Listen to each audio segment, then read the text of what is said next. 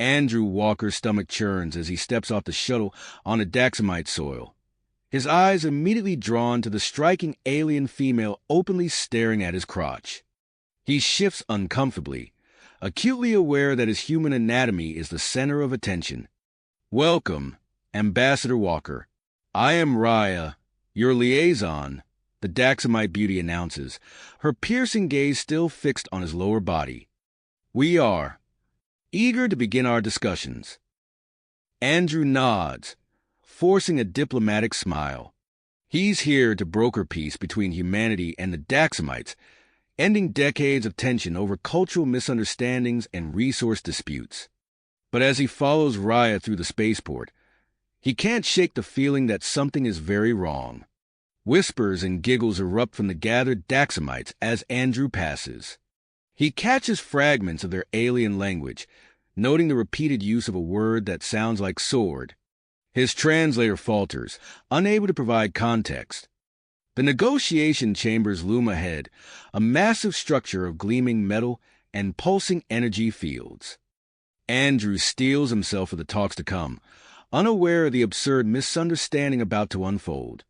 As the doors slide open, Andrew finds himself face-to-face with a panel of stern-faced Daxamite officials. Their eyes, like Raya's, are fixed on his midsection. The air in the room is thick with tension and anticipation. "Ambassador Walker," the lead negotiator begins. "Before we proceed, we must address the matter of your species. Biological weapons." Andrew blinks, confused. "I'm sorry, but I don't understand. We've come unarmed as agreed."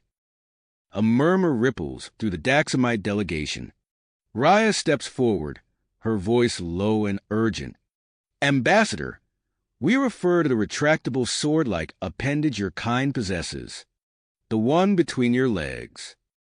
Andrew's jaw drops as realization dawns. The Daxamites have somehow misinterpreted human anatomy based on intercepted Earth transmissions. They believe humans have some sort of built-in combat organ. Before Andrew can formulate a response, Raya continues, "As part of our security protocols, I've been tasked with verifying this feature personally." Andrew's face flushes red as he stammers, trying to explain the misunderstanding. But the language barrier and vast cultural divide only lead to further confusion. In the corner of the chamber, General Zax watches with narrowed eyes. To him, this perceived human advantage is a threat to Daxamite superiority. He begins to formulate a plan to sabotage the peace talks and push for war.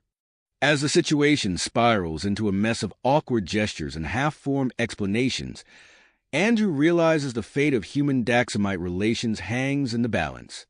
He'll need all his diplomatic skills and perhaps an impromptu anatomy lesson to navigate this delicate situation and prevent an interstellar incident.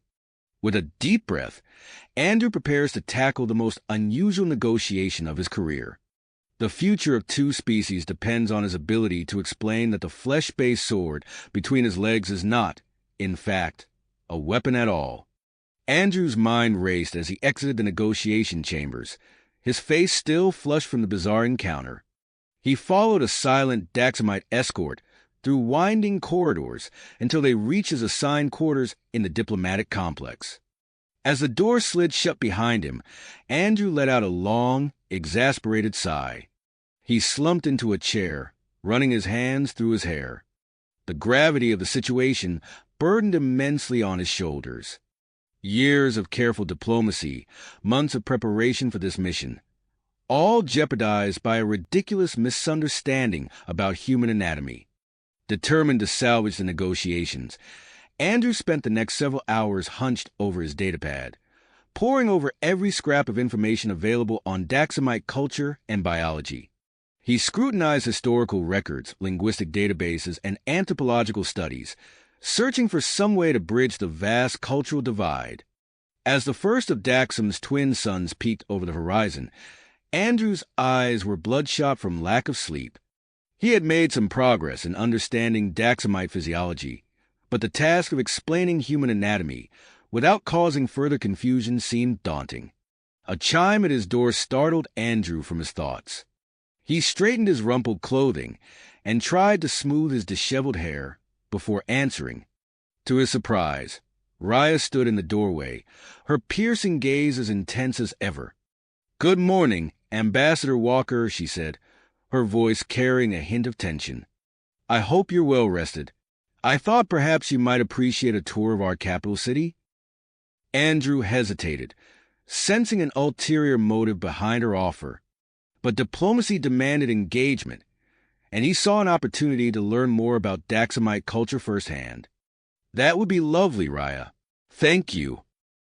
As they set off into the bustling streets, Andrew noticed Raya's eyes continually darting to his midsection. She led him through a series of increasingly strange scenarios, a crowded marketplace where she insisted he squeeze through impossibly tight spaces, a serene garden with motion-activated sprinklers that she claimed were malfunctioning, and even a Daxamite training facility where she urged him to demonstrate his combat readiness. Throughout the day, Andrew found himself both amused and intrigued by Raya's persistence. Despite the absurdity of the situations, he began to appreciate her quick wit and intelligence.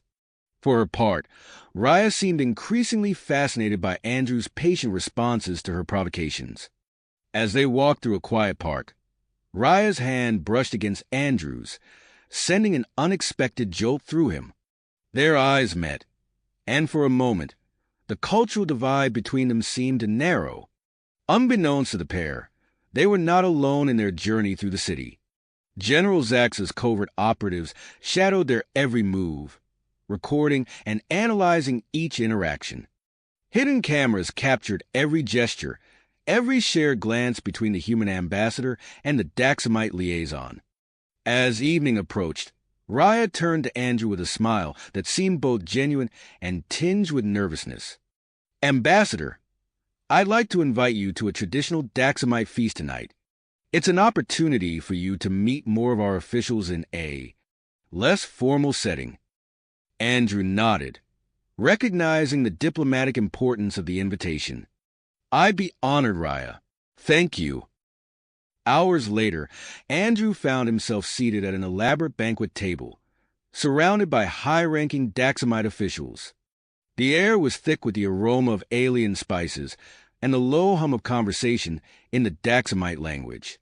Andrew's translator worked overtime, struggling to keep up with the rapid exchanges. As the meal progressed, Andrew realized with growing horror that many Daxamite dining customs seemed designed to provoke the revealing of hidden weapons. He carefully navigated through elaborate toasts that involved sudden arm movements, avoided traditional food-sharing rituals that required reaching across the table, and politely declined participating in a customary strength test involving the snapping of a rigid, sword-like vegetable. Throughout the evening, Andrew found moments to connect with Raya on a more personal level. Between courses, they discovered shared interests in interstellar exploration and a mutual fascination with the diversity of galactic cultures. Yet the constant scrutiny from the other guests and the lingering misunderstanding about human anatomy created an undercurrent of tension in their interactions. As the final course was cleared away, a hush fell over the gathering. An older Daxamite, adorned in ceremonial robes, stood and announced in a booming voice, "And now, honored guests, we come to the highlight of our evening, the Dance of Revelation." Andrew's translator struggled with the idiom, but the intent became clear as the other guests began to rise, moving to clear a space in the center of the room. Raya leaned close, her breath warm against Andrew's ear as she whispered, "This is a traditional dance, Ambassador. It's historically used as a display of martial prowess." Andrew's heart sank as he realized the implication. He watched frozen as the Daxamite officials began a series of intricate, stylized movements. At key points in the choreography, they would make swift gestures, revealing hidden blades or other compact weapons concealed within their formal attire. As the dance concluded, all eyes in the room turned to Andrew. The silence was deafening, filled with anticipation. Raya's gaze met his, a mix of curiosity and concern evident in her expression. Andrew stood slowly, acutely aware that his next actions could determine the future of human-Daxamite relations. The absurdity of the situation warred with the weight of his diplomatic responsibility. As he stepped onto the clear dance floor, he could feel the tension in the room reaching a fever pitch. In the far corner, General Zax watched with narrowed eyes, his operatives poised to interpret any movement as a hostile act. Andrew took a deep breath, his mind racing to find a way to navigate this cultural minefield without triggering an interstellar incident. With all eyes upon him, Andrew began to move. With all eyes upon him, Andrew began to move. But instead of attempting the intricate Daxamite dance, he took a deep breath and stepped forward, his hands moving to the fastenings of his diplomatic uniform. A collective gasp rippled through the room as Andrew began to disrobe. Raya's eyes widened in shock, her hand instinctively reaching out to stop him. But before she could intervene, a senior official grasped her arm, holding her back. "Wait," the official hissed. "We must see this." Andrew's heart raced as he carefully removed his jacket, then his shirt. The room fell silent, the tension palpable as the Daxamites waited with nervous excitement for the reveal of the fabled flesh sword. Taking a steadying breath, Andrew began to speak, his voice clear and measured. "Honored delegates of Daxam, I stand before you not as a warrior, but as a teacher. What you are about to see is not a weapon, but simply the natural form of the human body." As he continued to undress, Andrew launched into a carefully prepared explanation of human anatomy. He pointed out the similarities and differences between human and Daxamite physiology, using his own body as a visual aid. "As you can see," Andrew said, gesturing to his bare chest, "humans have no hidden compartments or retractable weapons. Our strength lies not in biological armaments, but in our minds, our adaptability, and our desire for peaceful coexistence." The revelation caused an immediate uproar. Some Daxamite officials recoiled in disgust, while others leaned forward, fascination evident in their alien features. Heated debates broke out across the room, the translators struggling to keep up with the rapid-fire Daxamite language. In the midst of the chaos, General Zax rose to his feet, his face contorted with anger. "This is a trick," he bellowed, "a human ploy to lower our defenses. We cannot trust these deceptive creatures." But before Zax could continue his tirade, a group of young Daxamites pushed their way to the front of the crowd. Led by a female with striking purple eyes, they approached Andrew with a mix of excitement and trepidation. "Ambassador Walker," the purple-eyed Daxamite said, her voice calm amidst the tumult. "I am Dr. Lyra. My team and I have been studying human biology in secret. We can confirm the truth of your words." This new revelation sent another shockwave through the gathering. The room divided into factions, with progressive elements calling for increased cultural exchange, while conservatives demanded an immediate end to the peace talks. Amidst the growing chaos, Raya broke free from her superior's grasp. She strode purposefully across the room, positioning herself beside Andrew. Her voice rang out, silencing the crowd. "I stand with Ambassador Walker," Raya declared, her eyes blazing with conviction. "It's time we embrace truth and understanding, rather than clinging to misguided fears and prejudices." As tensions in the room reached a fever pitch, a commanding voice cut through the din. The supreme leader of Daxam, Xanthor, rose from his seat at the head of the table. His weathered face was impassive as he surveyed the scene before him. "Ambassador Walker," Xanthor's voice boomed, silencing all other conversation. "Your actions tonight have demonstrated great courage and a genuine desire for mutual understanding. This is the true spirit of diplomacy." The supreme leader's gaze swept across the room, taking in the divided factions of his people. "I hereby order an immediate review of all information we have gathered about humans. The peace negotiations will be temporarily suspended until we can establish a comprehensive cultural exchange program." Xanthor's decree sent a ripple of shock through the assembly. General Zax's face darkened with barely suppressed rage, while Dr. Lyra and her team exchanged excited glances. As the implications of this decision began to sink in, Andrew felt a gentle touch on his arm. He turned to find Raya standing close, her eyes filled with a mix of admiration and something deeper, more personal. "That was incredibly brave," she murmured, her voice low enough that only Andrew could hear. "I've never seen anyone challenge our preconceptions so boldly." Andrew felt a warmth spread through him that had nothing to do with the room's temperature. "I couldn't have done it without your support," he replied, acutely aware of Raya's proximity. As the Daxamite officials began to disperse, still arguing heatedly among themselves, Xanthor approached Andrew and Raya. "Ambassador, I believe you and Liaison Raya should work closely with Dr. Lyra's team to develop this cultural exchange program. We have much to learn from each other." Andrew nodded, feeling both exhilarated and overwhelmed by the task ahead. As he glanced at Raya, he saw his own mix of emotions reflected in her eyes. They were standing on the precipice of a new era in human-Daxamite relations, with challenges and opportunities neither of them could have imagined mere hours ago. Unnoticed by the group, General Zax slipped away from the gathering, his mind already formulating new plans. He cast a final, venomous glance at Andrew and Raya before disappearing into the shadows of the Daxamite capital. The battle for the future of human-Daxamite relations was just getting started, and Zax was determined to emerge victorious, no matter the consequences. Cost. The dance of diplomacy had only just begun, and the path ahead remained uncertain. In the weeks that followed the dramatic revelation at the Daxamite feast, Andrew found himself immersed in a whirlwind of activity.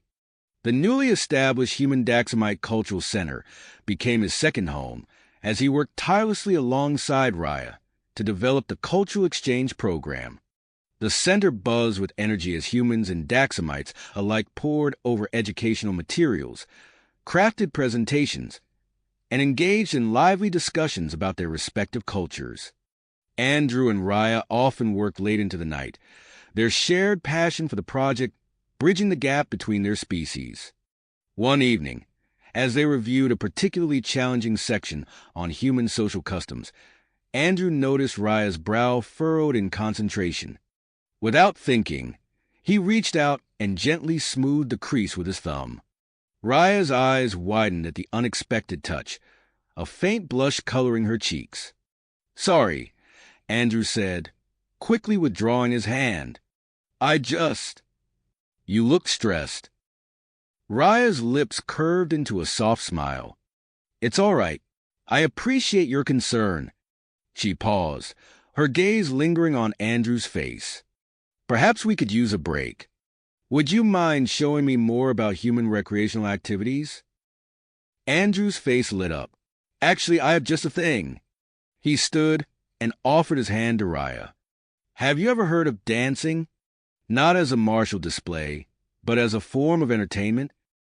Curiosity sparked in Raya's eyes as she took his hand and allowed him to lead her to an open area of the room. Andrew pulled out his communication device and selected a playlist of Earth music. On Earth, we dance for fun, to express ourselves, or simply to enjoy the music, Andrew explained as the first notes of a slow melody filled the air.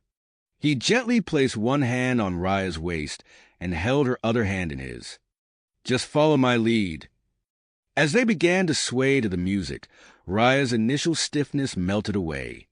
She moved closer to Andrew, her body relaxing into his guidance.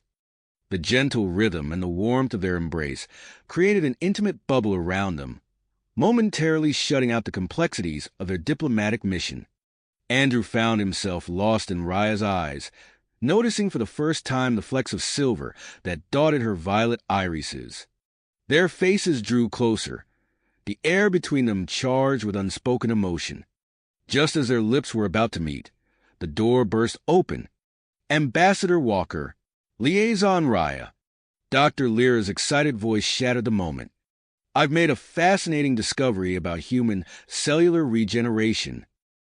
Andrew and Raya sprang apart, both flushed and slightly breathless. Dr. Lyra, oblivious to the interruption, launched into an enthusiastic explanation of her findings.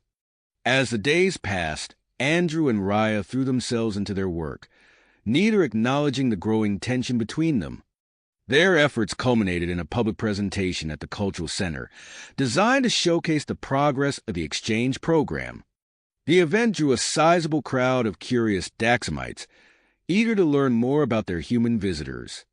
As Andrew took the stage to begin his presentation, he noticed Raya giving him an encouraging smile from the front row. Halfway through his speech, Andrew became acutely aware of a rising temperature in the room. Sweat began to bead on his forehead, and he could see the audience shifting uncomfortably in their seats. Determined to press on, Andrew removed his jacket, then his tie, and finally rolled up his sleeves.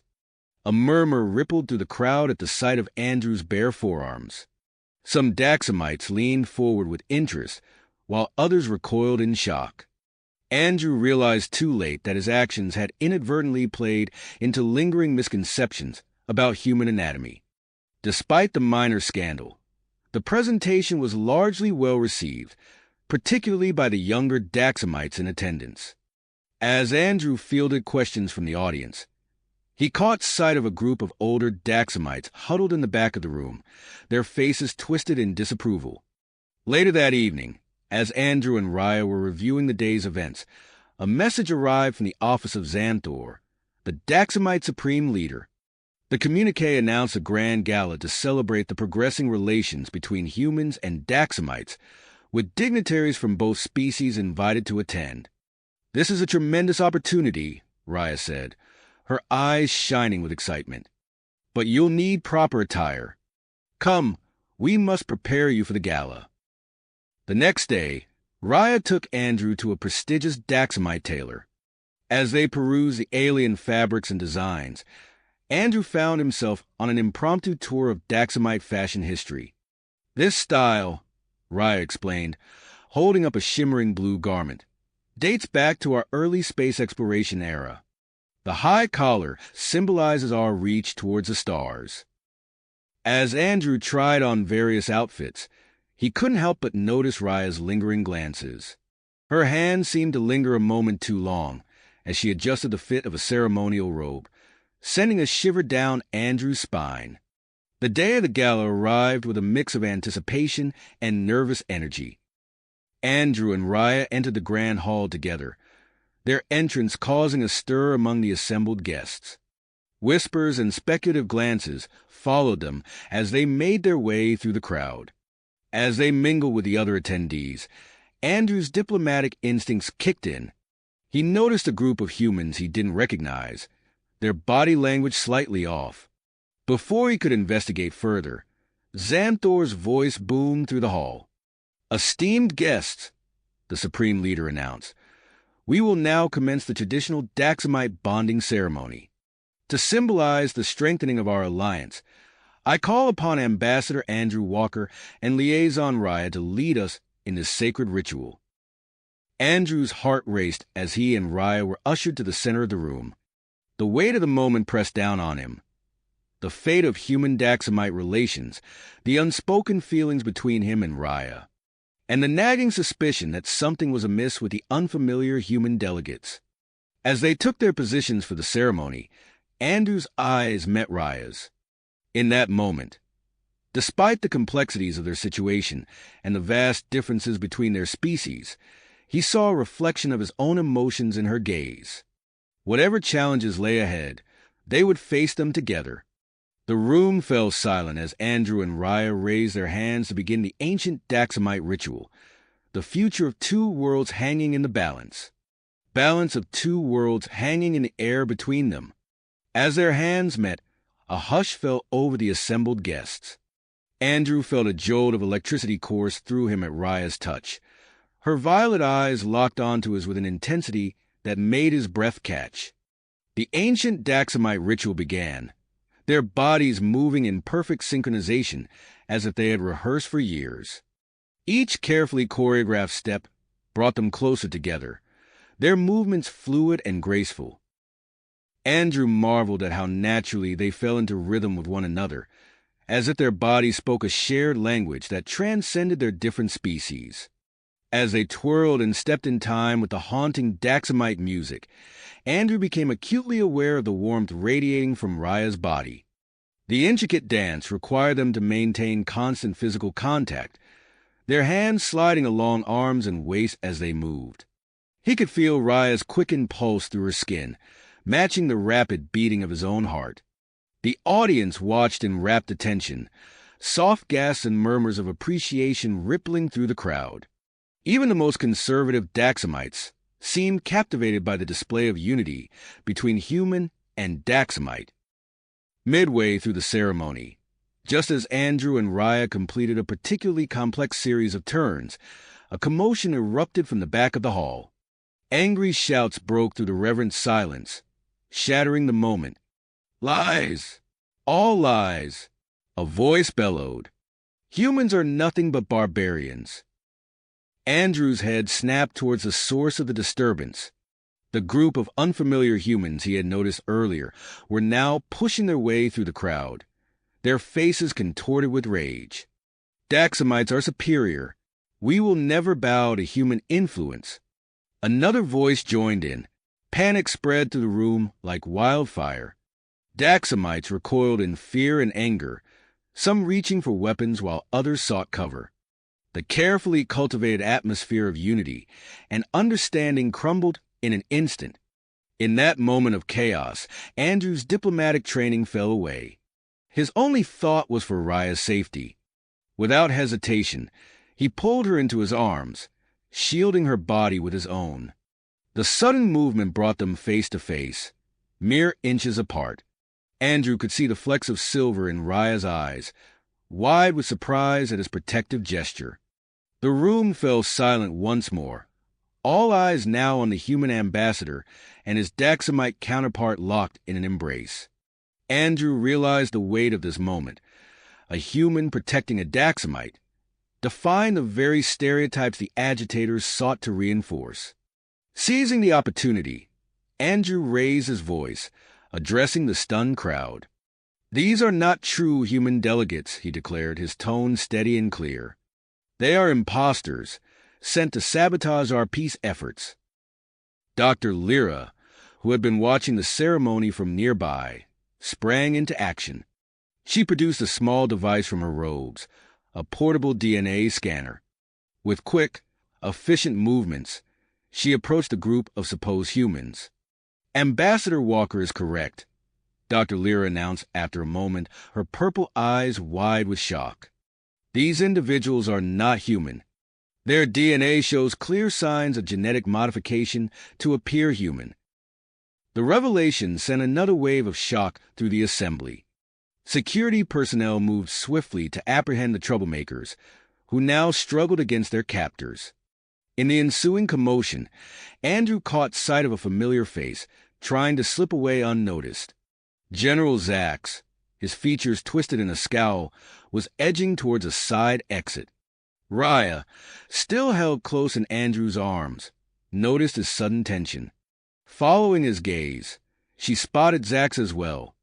In an instant, her tactical training took over. She broke free from Andrew's embrace, hitching up her ornate gown, and took off after the fleeing general. Without a second thought, Andrew followed, his own formal attire hindering his movements as they raced through the winding corridors of the Daxamite palace. The sound of their footsteps echoed off the ornate walls, the grandeur of their surroundings a stark contrast to the urgent chase. They rounded a corner to find General Zax cornered in a dead end, his back against an intricately carved wall. The general's hand moved to his side, drawing a concealed weapon, a Daxamite energy pistol. The barrel glowed with an ominous blue light as he aimed it squarely at Andrew's chest. Raya reacted instantly, leaping in front of Andrew with her arms spread wide. The movement caused her ceremonial robe to billow out, creating a shimmering barrier between Andrew and the weapon. "General Zax," Andrew called out, his voice echoing in the confined space. "Think about what you're doing. This isn't about humans or Daxamites anymore. It's about the future of both our peoples.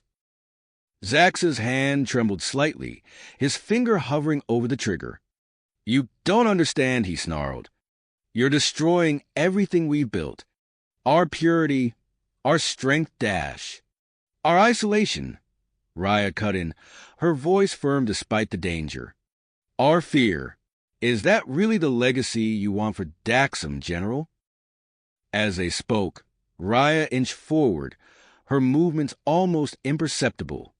Andrew held his breath, acutely aware of the tension in her body, ready to spring into action.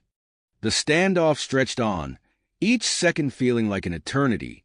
Andrew could hear his heart pounding in his ears, feel the warmth of Raya's body so close to his. Despite the danger, he couldn't help but admire her bravery, her unwavering commitment to peace. Suddenly, a booming voice filled the corridor. General Zax, stand down immediately. Supreme Leader Xanthor's commanding presence filled the space, flanked by a contingent of royal guards. Their weapons were drawn, trained on Zax. The general's face fell, the fight draining out of him. Slowly, he lowered his weapon, letting it clatter to the floor. The guards moved in swiftly, securing Zax and leading him away. As the adrenaline of the chase and confrontation began to ebb, Andrew and Raya found themselves alone in the corridor. They turned to face each other, both breathing heavily. The intensity of the moment hung between them, amplified by the lingering effects of their interrupted bonding ceremony. Andrew's eyes locked with Raya's, seeing in them a mix of relief, excitement, and something deeper, an emotion he felt reflected in his own heart. They stood close, the heat of their bodies mingling in the narrow space. Before either could speak, Xanthor approached, his face a mix of gratitude and concern.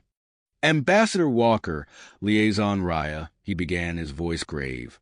Your quick thinking and bravery have saved more than just this gala. You've preserved the very foundation of peace between our peoples. The Supreme Leader paused, his gaze moving between the two of them. In light of these events, I believe we must accelerate our efforts towards unity. Ambassador Walker, I would like to extend an invitation for you to remain on Daxam indefinitely as our primary human representative and cultural liaison. Andrew's mind reeled at the offer. He glanced at Raya, seeing a mix of hope and uncertainty in her eyes. The decision before him was monumental. To stay on Daxam, to continue working alongside Raya, to explore the connection growing between them, or to return to Earth, to the life he had known. As they made their way back to the gala, the news of their heroics spreading quickly among the guests, Andrew felt the weight of his impending decision. The atmosphere in the grand hall had shifted from fear and suspicion to one of celebration and renewed hope. Xanthor raised his voice, addressing the assembled dignitaries. Let us resume the bonding ceremony, he declared. Let it stand as a symbol of our commitment to understanding and cooperation between our species.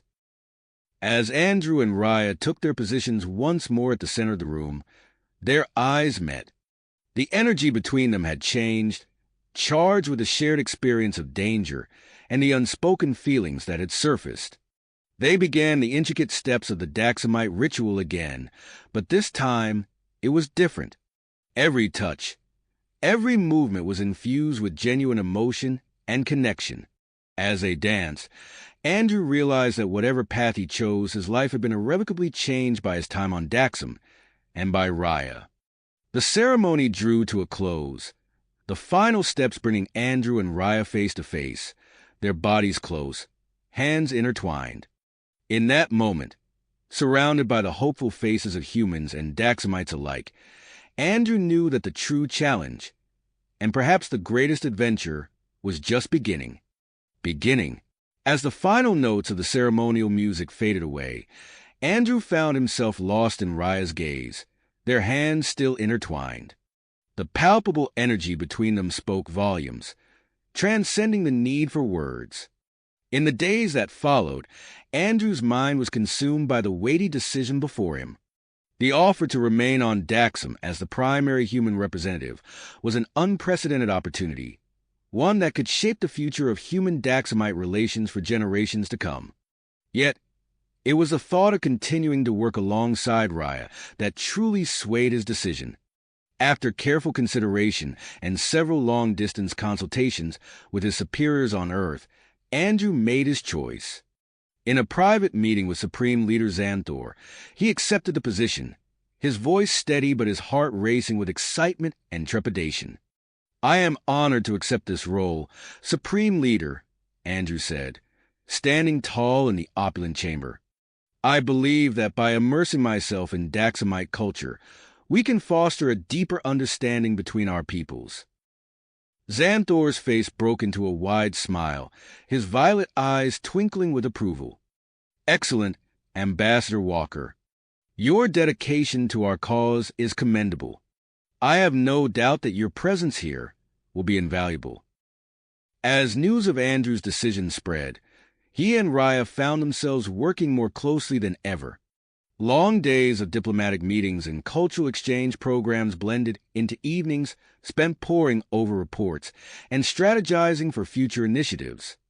Their professional synergy was undeniable, each complementing the other's strengths and compensating for their weaknesses. It was during one such late-night session, surrounded by holographic displays and data pads, that the shift in their relationship became undeniable. Raya leaned in to point out a detail on a projection, her shoulder brushing against Andrew's. The brief contact sent a jolt through him, and he turned to find her face mere inches from his own. Time seemed to stand still as they gazed at each other, the air thick with unspoken emotions. Slowly, almost imperceptibly, they moved closer until their lips met in a tender kiss. It was a moment of pure connection, transcending the barriers of their different species. As they parted, both slightly breathless, Raya spoke softly. "I've been wanting to do that for a long time," she admitted, a faint blush coloring her cheeks. Andrew reached out, gently cupping her face. "So have I," he replied, his voice husky with emotion. Their relationship blossomed rapidly, their shared experiences and mutual respect forming a solid foundation for their growing bond. However, as the first officially recognized human Daxamite couple, they soon found themselves at the center of intense public scrutiny. Reactions varied widely across both Earth and Daxam. Some hailed their union as a beacon of hope for interspecies cooperation, while others viewed it with suspicion or outright hostility. Conservative factions on both planets raised concerns about the implications of such a relationship, questioning everything from cultural compatibility to potential health risks. In response to the growing controversy, Andrew and Raya made the bold decision to participate in a series of public educational seminars. These events, broadcast simultaneously on Earth and Daxam, would serve to address concerns and demonstrate the viability of human Daxamite relationships. The first seminar took place in a state-of-the-art medical facility on Daxam. Dr. Lyra, leading a team of human and Daxamite scientists, conducted a battery of tests on the couple. Cameras captured every moment as they underwent physical examinations, genetic analyses, and compatibility assessments. "As you can see," Dr. Lyra explained to the rapt audience, gesturing to a holographic display of Andrew and Raya's genetic profiles. "While there are certainly differences between human and Daxamite physiology, they are not insurmountable. Our preliminary findings suggest that with proper medical supervision, there are no significant health risks associated with human Daxamite intimate relationships." The seminars continued over several weeks, covering topics ranging from cultural exchange to potential challenges in long-term interspecies relationships. Andrew and Raya approached each session with honesty and openness, their genuine affection for each other evident in every interaction. However, not everyone was receptive to their message of unity. During a live broadcast from a public auditorium on Daxam, chaos erupted. Andrew was mid-sentence, discussing the importance of open communication in bridging cultural gaps, when alarms began blaring throughout the building. Security breach detected, an automated voice announced. Unknown substance detected in the ventilation system. Please evacuate immediately. Andrew's blood ran cold as he recognized the implications. His eyes met Raya's across the stage, seeing his own fear reflected in her violet gaze. Without hesitation, he sprang into action. Everyone remained calm. He shouted over the growing panic in the audience. Daxamite citizens, please proceed to the exits immediately. This may be a targeted attack. As he helped guide the Daxamite attendees towards the emergency exits, Andrew caught sight of several human audience members behaving suspiciously. They were pulling small devices from their pockets, devices that looked disturbingly like dispersal units for a biological agent.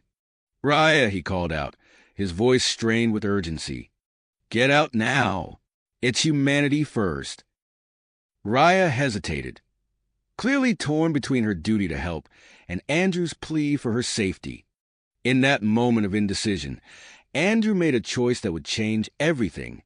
He rushed towards the human extremists, determined to stop them from releasing more of the bioweapon. As he grappled with one of the attackers, a cloud of fine mist erupted from the device. Andrew felt the substance enter his lungs, a burning sensation spreading through his chest. He managed to subdue the attacker, but the damage was done. The last thing Andrew saw before collapsing was Raya's face, contorted with fear and anguish, as she fought against the security personnel trying to evacuate her. Then, darkness claimed him, leaving the fate of human-Daxamite relations hanging in the balance. Balance. Andrew's world faded to black, his body crumpling to the floor as the bioweapon took effect. Raya's anguish cry echoed through the auditorium as she broke free from the security personnel, rushing to his side. "Andrew!" she screamed, cradling his head in her lap. Her violet eyes darted frantically, searching for signs of life. "Someone help him!" Dr. Lyra pushed through the panicked crowd, medical kit in hand. She knelt beside Andrew, her face grim as she assessed his condition. "We need to get him to the medical center immediately," she ordered, her voice cutting through the chaos. As emergency responders whisked Andrew away, Raya found herself torn between following him and helping to evacuate the remaining attendees. Her duty as a liaison warred with her personal feelings, but ultimately, she knew what Andrew would want her to do. With a heavy heart, she turned to assist the evacuation efforts, all while silently praying for Andrew's recovery. Hours later, Raya paced outside the intensive care unit, her normally composed demeanor shattered by worry. Dr. Lyra emerged, her expression somber. "Ambassador Walker's condition is critical," she explained. "The bioweapon was specifically engineered to target human physiology. We're doing everything we can, but—" She trailed off, the implications clear. Raya's mind raced, desperation clawing at her chest. "What about a Daxamite treatment?" she asked, grasping at any hope. "Could our advanced medical techniques help?" Dr. Lyra hesitated. "It's possible, but the risks are enormous. We've never attempted to apply Daxamite medical procedures to a human before. The cellular restructuring alone could be fatal." Raya squared her shoulders, her decision made. "Do it," she commanded, "but use my genetic material for the procedure." Dr. Lyra's eyes widened. "Liaison Raya, you can't be serious. The potential consequences to your own physiology are irrelevant," Raya interrupted. "Andrew risked everything to save our people. I won't stand by and let him die when there's a chance to save him." After a moment of tense silence, Dr. Lyra nodded. "Very well. We'll begin preparations immediately." The next few days passed in a blur of medical procedures and anxious waiting. Raya underwent a series of treatments to prepare her genetic material for the experimental procedure, while Andrew's condition remained precarious. Finally, after what felt like an eternity, Andrew's eyes fluttered open. Raya, sitting vigil by his bedside, let out a sob of relief. "Hey!" he croaked, his voice weak but unmistakably his own. "Did we stop them?" Raya laughed through her tears, clasping his hand tightly. "Yes, we did. The attack was thwarted, and the Humanity First operatives have been apprehended." As Andrew regained his strength over the following weeks, he noticed subtle changes in Raya. Her movements seemed more fluid, her reactions quicker. At first, he attributed it to his own weakened state, but as time passed, it became clear that something had fundamentally changed. During one of their daily walks through the hospital gardens, designed to help Andrew rebuild his stamina, Raya suddenly stiffened.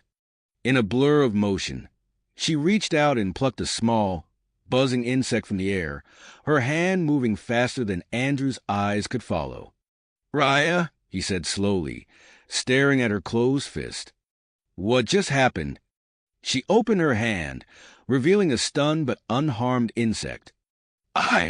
I'm not entirely sure," she admitted, her brow furrowed in confusion. Their concerns deepened as more incidents occurred. Raya accidentally crushed a datapad in her grip, and during a routine medical checkup, she registered an unprecedented spike in both strength and sensory perception. Dr. Lyra, after extensive tests, finally provided an explanation. "The procedure we used to save Ambassador Walker had unexpected consequences," she revealed. "Liaison Raya's physiology has been altered at a fundamental level. She now exhibits a unique hybrid of human and Daxamite traits." The news sent shockwaves through both the human and Daxamite communities. While some saw it as a miraculous breakthrough in interspecies relations, others viewed it with suspicion and fear. As Andrew and Raya grappled with the implications of her transformation, a new threat emerged. Reports of attacks on human settlements on Daxam began to surface, each incident carefully staged to appear as if human extremists were responsible. Supreme Leader Xanthor, recognizing the volatile situation, summoned Andrew and Raya to a private meeting. "These attacks threaten to undo everything we've worked for," he said, his usual composure strained. "I need you both to investigate discreetly. Your unique positions make you ideal for this task." Andrew and Raya exchanged glances, silently communicating their shared drive. "We'll do whatever it takes to uncover the truth," Andrew assured the Supreme Leader. As they left the meeting, Raya stumbled, suddenly overwhelmed by the cacophony of sounds and smells assaulting her enhanced senses. Andrew steadied her, concern etched on his face. "Are you sure you're up for this?" he asked softly. Raya straightened, her eyes flashing with willpower. "I have to be," she replied. "Our future depends on it." Little did they know that their investigation would lead them into the heart of a conspiracy that threatened not only the fragile peace between humans and Daxamites, but also the very foundation of their relationship. As they prepared to delve into the mystery, Andrew and Raya faced an uncertain future, their love tested by biological changes and looming danger. The first step in their clandestine mission would take them to the outskirts of the Daxamite capital, where the most recent attack had occurred. As night fell, they made their way through the eerily quiet streets, every shadow holding the potential for danger. As they approached the site of the most recent attack, Andrew felt a chill run down his spine. The streets were unnaturally quiet, the usual bustle of Daxamite life replaced by an eerie stillness. Raya suddenly tensed beside him, her head tilting slightly. "I hear something," she whispered, her enhanced senses picking up sounds imperceptible to Andrew's human ears. Multiple footsteps, about 200 meters ahead. Andrew nodded, trusting her newfound abilities. They ducked into a narrow alleyway, pressing themselves against the cool metal walls of a building. Moments later, a patrol of armed Daxamites marched past their hiding spot, their faces set in fierce dedication. "Those aren't standard security forces," Andrew murmured, recognizing the subtle differences in their uniforms. "They must be part of the group behind the attacks." Raya's eyes narrowed. "We need to follow them. They might lead us to their base of operations." Silently agreeing, the couple shadowed the patrol, relying on Raya's enhanced senses to maintain a safe distance. As they moved deeper into the outskirts of the city, the buildings became more dilapidated, showing signs of recent conflict. Suddenly, Raya grabbed Andrew's arm, pulling him into the shadow of a crumbling structure. "Wait," she hissed, her eyes scanning the area. "There's an entrance." Underground. Andrew followed her gaze, noticing a barely visible seam in the ground where the patrol had disappeared. An underground network, he realized. That's how they've been moving undetected. With a shared look of willpower, they approached the hidden entrance. Raya easily lifted the heavy hatch, her enhanced strength making the task effortless. They descended into the darkness, the air growing thick and musty around them. The tunnel network was a maze of winding passages, dimly lit by sporadic glow panels. Andrew marveled at how Raya navigated the labyrinth, her heightened senses allowing her to detect subtle air currents and distant sounds. As they ventured deeper, they encountered several close calls with patrolling guards. In one heart-stopping moment, a pair of sentries rounded a corner just as Andrew and Raya reached an intersection. Without hesitation, Raya wrapped an arm around Andrew's waist and leaped, her enhanced agility allowing her to scale the curved wall and brace them against the ceiling. The guards passed directly beneath them, oblivious to their presence. Once the danger had passed, Raya lowered them back to the ground. Andrew let out a shaky breath. "That was too close," he whispered. Raya nodded, but her attention was already focused elsewhere. "Do you smell that?" she asked, her nose wrinkling slightly. Andrew inhaled deeply, detecting a faint chemical odor. "It's coming from up ahead," he said, pointing down a narrow side passage. Following the scent, they soon found themselves outside a heavily reinforced door. Through a small window, they could see a state-of-the-art laboratory filled with complex equipment and glowing screens. "Wait," Raya gasped, her eyes widening in recognition. "That's Dr. Krell. He used to work with Dr. Lyra on interspecies medical research." Inside the lab, Dr. Krell was hunched over a workstation, his attention focused on a swirling vial of iridescent liquid. Andrew's blood ran cold as he realized the implications of what they were seeing. "He's developing a bioweapon," Andrew said, his voice barely above a whisper. "And given his expertise, it's designed to target hybrids like me," Raya finished, her face pale. The gravity of their discovery settled over them. This wasn't just about the attacks on human settlements anymore. It was a direct threat to their future together and to any children they might one day have. Andrew's mind raced, formulating a plan. "We need to split up," he said urgently. "Raya, you're faster and stronger. You can create a diversion, draw their forces away. I'll try to hack into their systems, gather evidence, and see if I can sabotage their research." Raya hesitated, clearly reluctant to leave Andrew alone, but she understood the necessity of their plan. "Be careful," she said, squeezing his hand. With a final shared look, Raya took off down the corridor, intentionally making noise to attract attention. Alarms began blaring throughout the complex as she led Vex's forces on a wild chase through the tunnels. Andrew turned his attention to the laboratory door, pulling out a small device he'd brought for just such a situation. As he worked to bypass the security systems, he could hear the distant sounds of pursuit echoing through the tunnels. Finally, the door slid open with a soft hiss. Andrew slipped inside, immediately making his way to the central computer terminal. His fingers flew over the keypad as he attempted to access the classified files. Behind him, Dr. Krell spun around, his eyes widening in shock and anger. "You!" he snarled, reaching for an alarm button. Andrew's hand shot out, grabbing the scientist's wrist. "Dr. Krell, please," he said, his voice calm despite the adrenaline coursing through his veins. "You don't have to do this. Whatever Vex has promised you, it's not worth the cost of hundreds of innocent lives." Krell's face contorted with a mixture of rage and anguish. "You don't understand," he spat. "Humans and Daxamites were never meant to mix. This abomination you've created with Raya, it goes against the natural order." As Andrew tried to reason with the scientist, a loud klaxon began to sound. Red warning lights flashed throughout the laboratory, and heavy shutters began to descend over the windows and door. "No!" Krell shouted, lunging for a nearby console.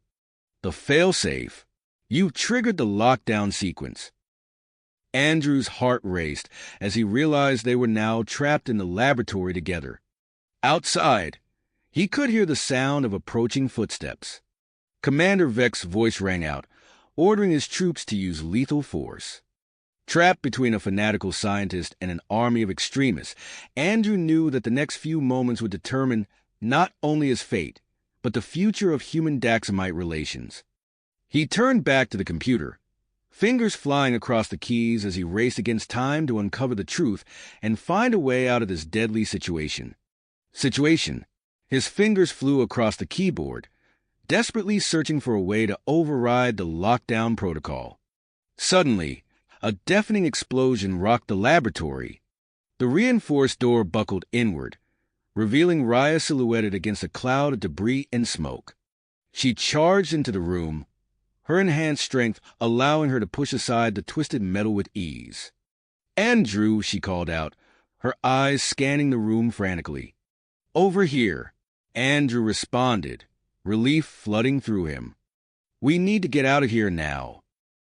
As they turned to leave, Dr. Krell lunged for a nearby containment unit, his fingers closing around a vial of swirling, iridescent liquid. "You won't stop us," he snarled, raising the vial threateningly. Raya moved with blinding speed, crossing the room in an instant. She knocked the vial from Krell's hand, sending it spinning through the air. Andrew's heart lurched as he watched the delicate glass container arc towards the floor. Time seemed to slow as Raya reached out, her enhanced reflexes allowing her to pluck the vial from midair mere inches from the ground. She exhaled sharply, her eyes wide with the realization of how close they'd come to disaster. "Let's go," Andrew said urgently, grabbing the vital data he'd managed to download. They secured Dr. Krell and made their way out of the complex, Raya using her strength to clear debris and create a path for them. As they emerged into the cool night air, Andrew noticed Raya stumble. Her face was pale, a sheen of sweat visible on her brow. "Raya?" he asked, concern lacing his voice. She opened her mouth to respond but instead let out a pained gasp, her knees buckling.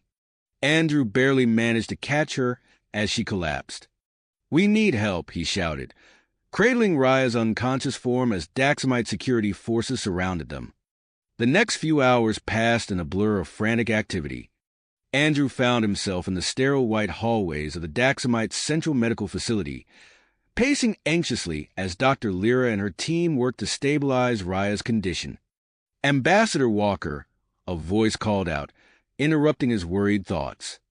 Andrew turned to see Supreme Leader Xanthor approaching, flanked by members of the Daxamite High Council. "Supreme Leader," Andrew acknowledged, straightening his posture despite his exhaustion. "We need to discuss what you've uncovered," Xanthor said, his expression grave. "The evidence you've gathered. It's more serious than we could have imagined." Andrew nodded, his mind racing as he tried to focus on the political implications of their mission, while his heart remained with Raya. He followed the Supreme Leader to a secure conference room, where he presented the data he'd retrieved from the underground laboratory. As Andrew laid out the extent of Commander Vex's conspiracy, he watched the faces of the council members shift from disbelief to shock and then to anger.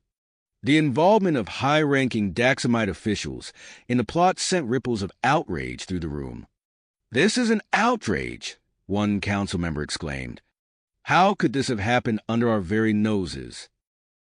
Xanthor's face was a mask of controlled fury. "I want immediate arrest," he ordered, "and a full investigation into our security protocols.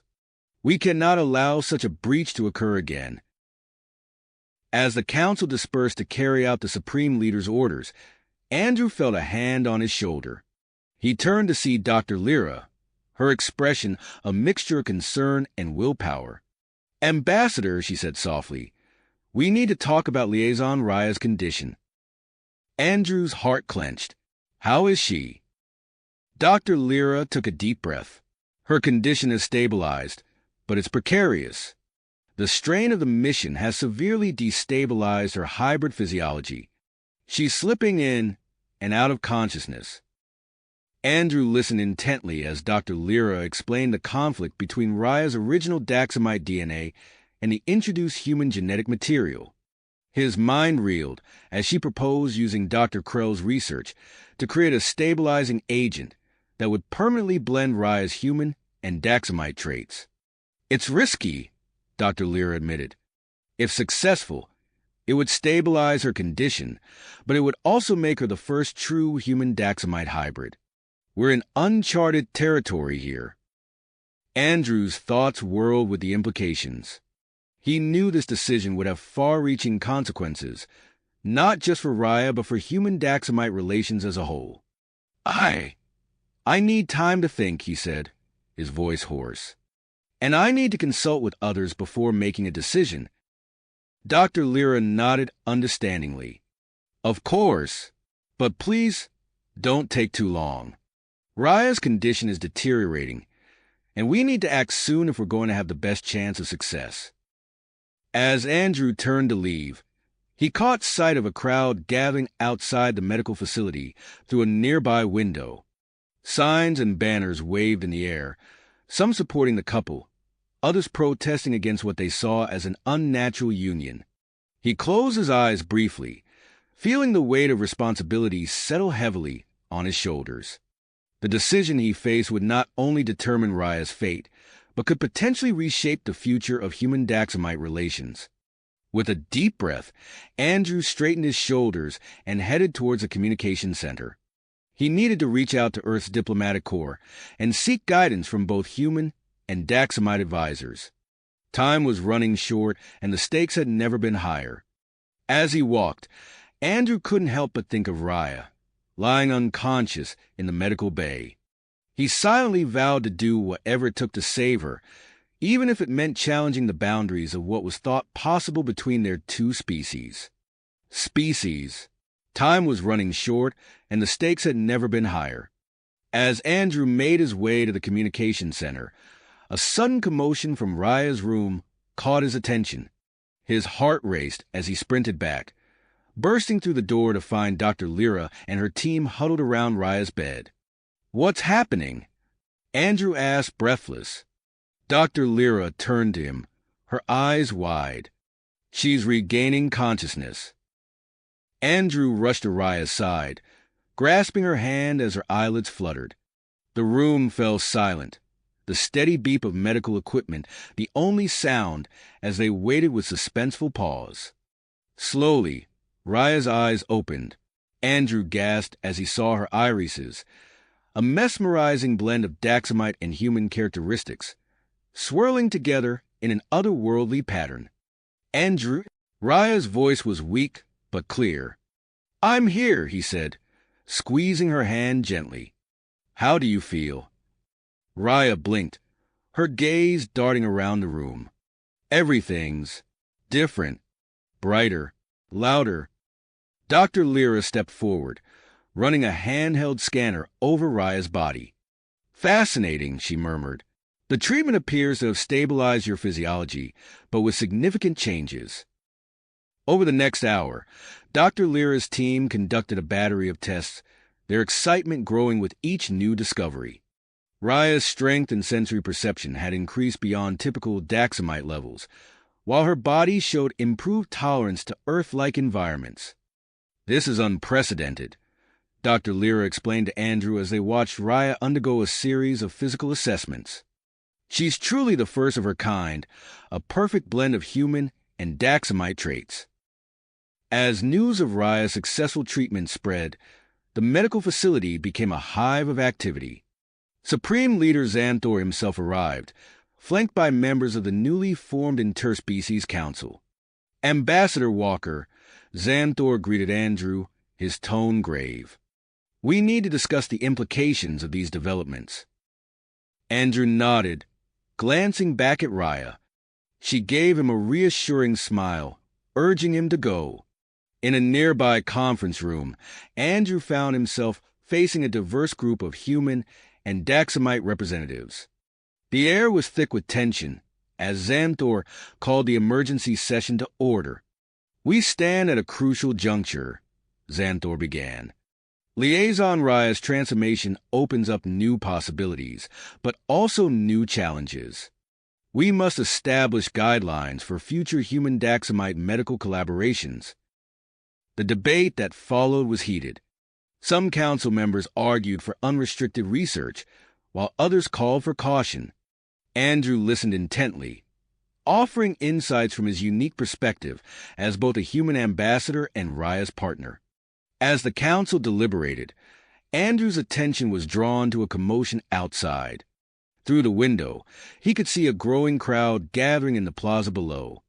Signs and banners waved in the air, some supporting Raya, others denouncing her as an abomination. A Daxamite security officer entered the room, whispering urgently to Xanthor. The Supreme Leader's expression darkened as he addressed the council. It seems we have a new problem, he announced. A group calling themselves the Purist Front has formed.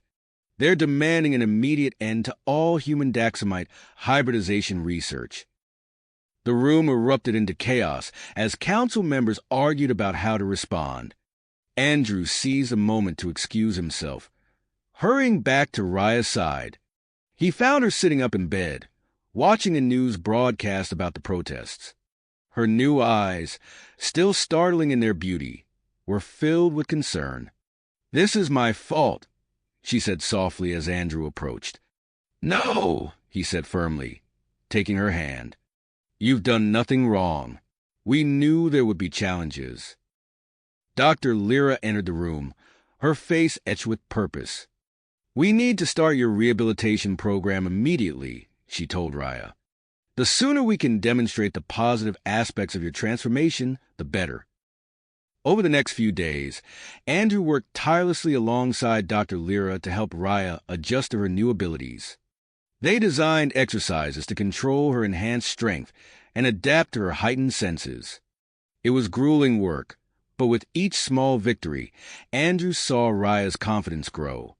One afternoon, as they took a break from a particularly challenging session, Raya turned to Andrew with a mischievous glint in her eye. "Race you to the end of the corridor?" she challenged. Before Andrew could respond, Raya was off, moving with a grace and speed that took his breath away.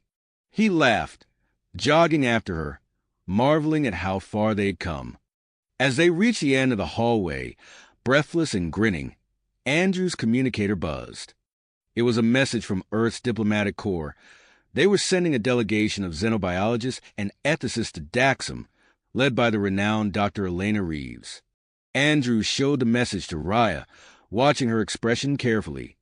"What do you think?" he asked. Raya's smile faded slightly as she considered the implications. "It's a good thing," she said finally. "We need Earth's support if we're going to make this work." As they made their way back to Raya's room, Andrew couldn't shake the feeling that they were standing on the precipice of something monumental. The arrival of Earth's delegation would undoubtedly complicate an already tense situation.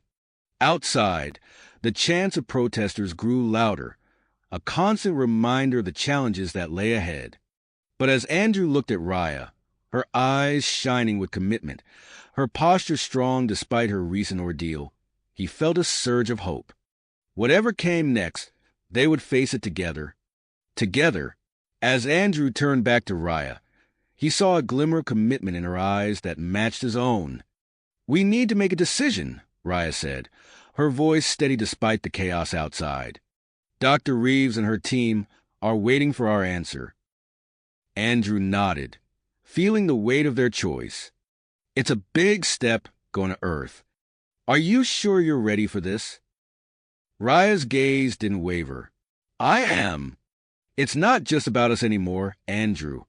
This could be the key to improving relations between our species. Before Andrew could respond, a loud crash echoed from outside. They rushed to the window to see a surge of protesters pushing against the security barriers. Signs bobbed above the crowd, some supporting their union, others decrying it as an abomination. "The Purist Front," Andrew muttered, recognizing the symbols on some of the more aggressive banners. As if on cue, his communicator buzzed. It was a message from Supreme Leader Xanthor, requesting their immediate presence in the secure conference room.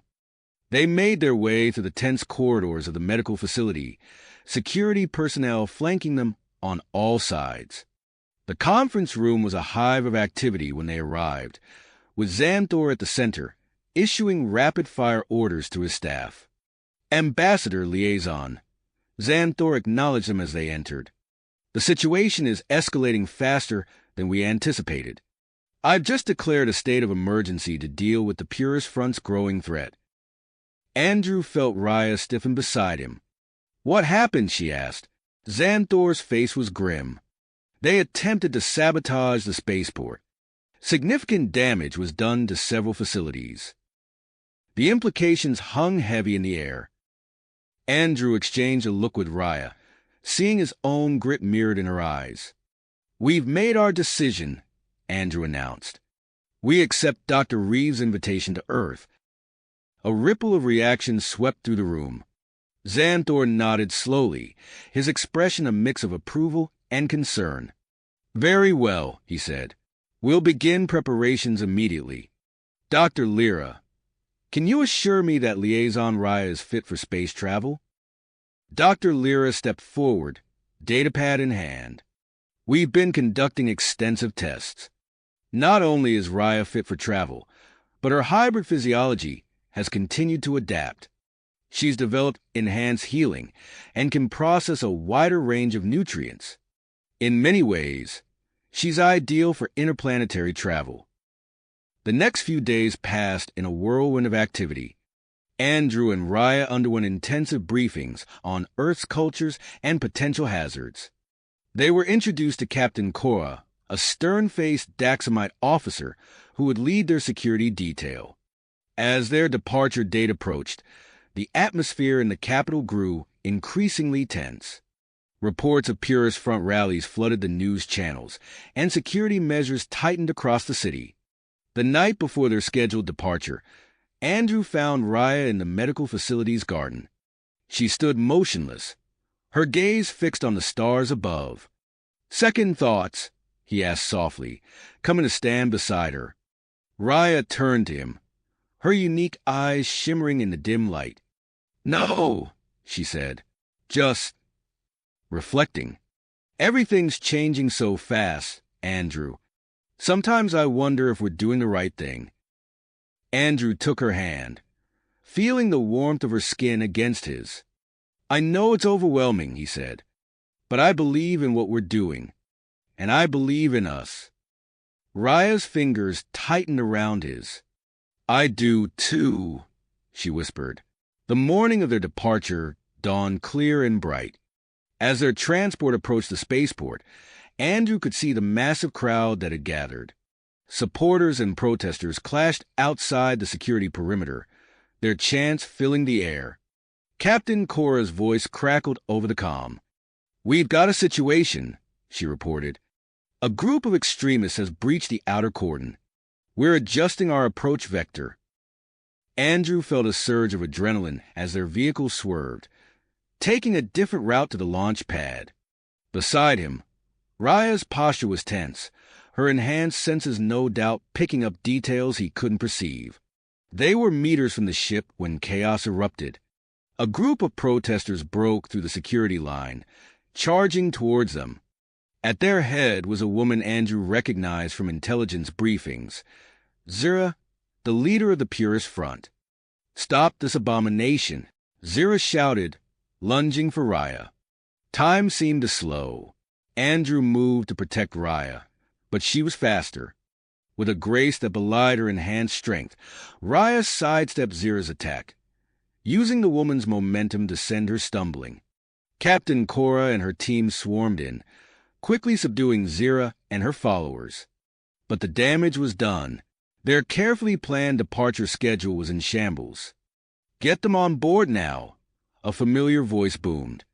Andrew turned to see Supreme Leader Xanthor striding towards them, his authority clearing a path through the chaos. As they hurried up the boarding ramp, Dr. Lyra appeared, pressing a small case into Andrew's hands. "Monitoring devices," she explained breathlessly, "to track Raya's physiological changes. The data will transmit back to us." With a final nod to Xanthor, they sealed the ship's hatch. The engines roared to life, drowning out the sounds of the conflict outside. As the ship lifted off, Andrew and Raya made their way to the observation deck. They watched in silence as Daxam grew smaller, the curve of the planet coming into view. "It's beautiful," Raya murmured, her hand pressed against the viewport. Andrew nodded, feeling a mix of emotions he couldn't quite name.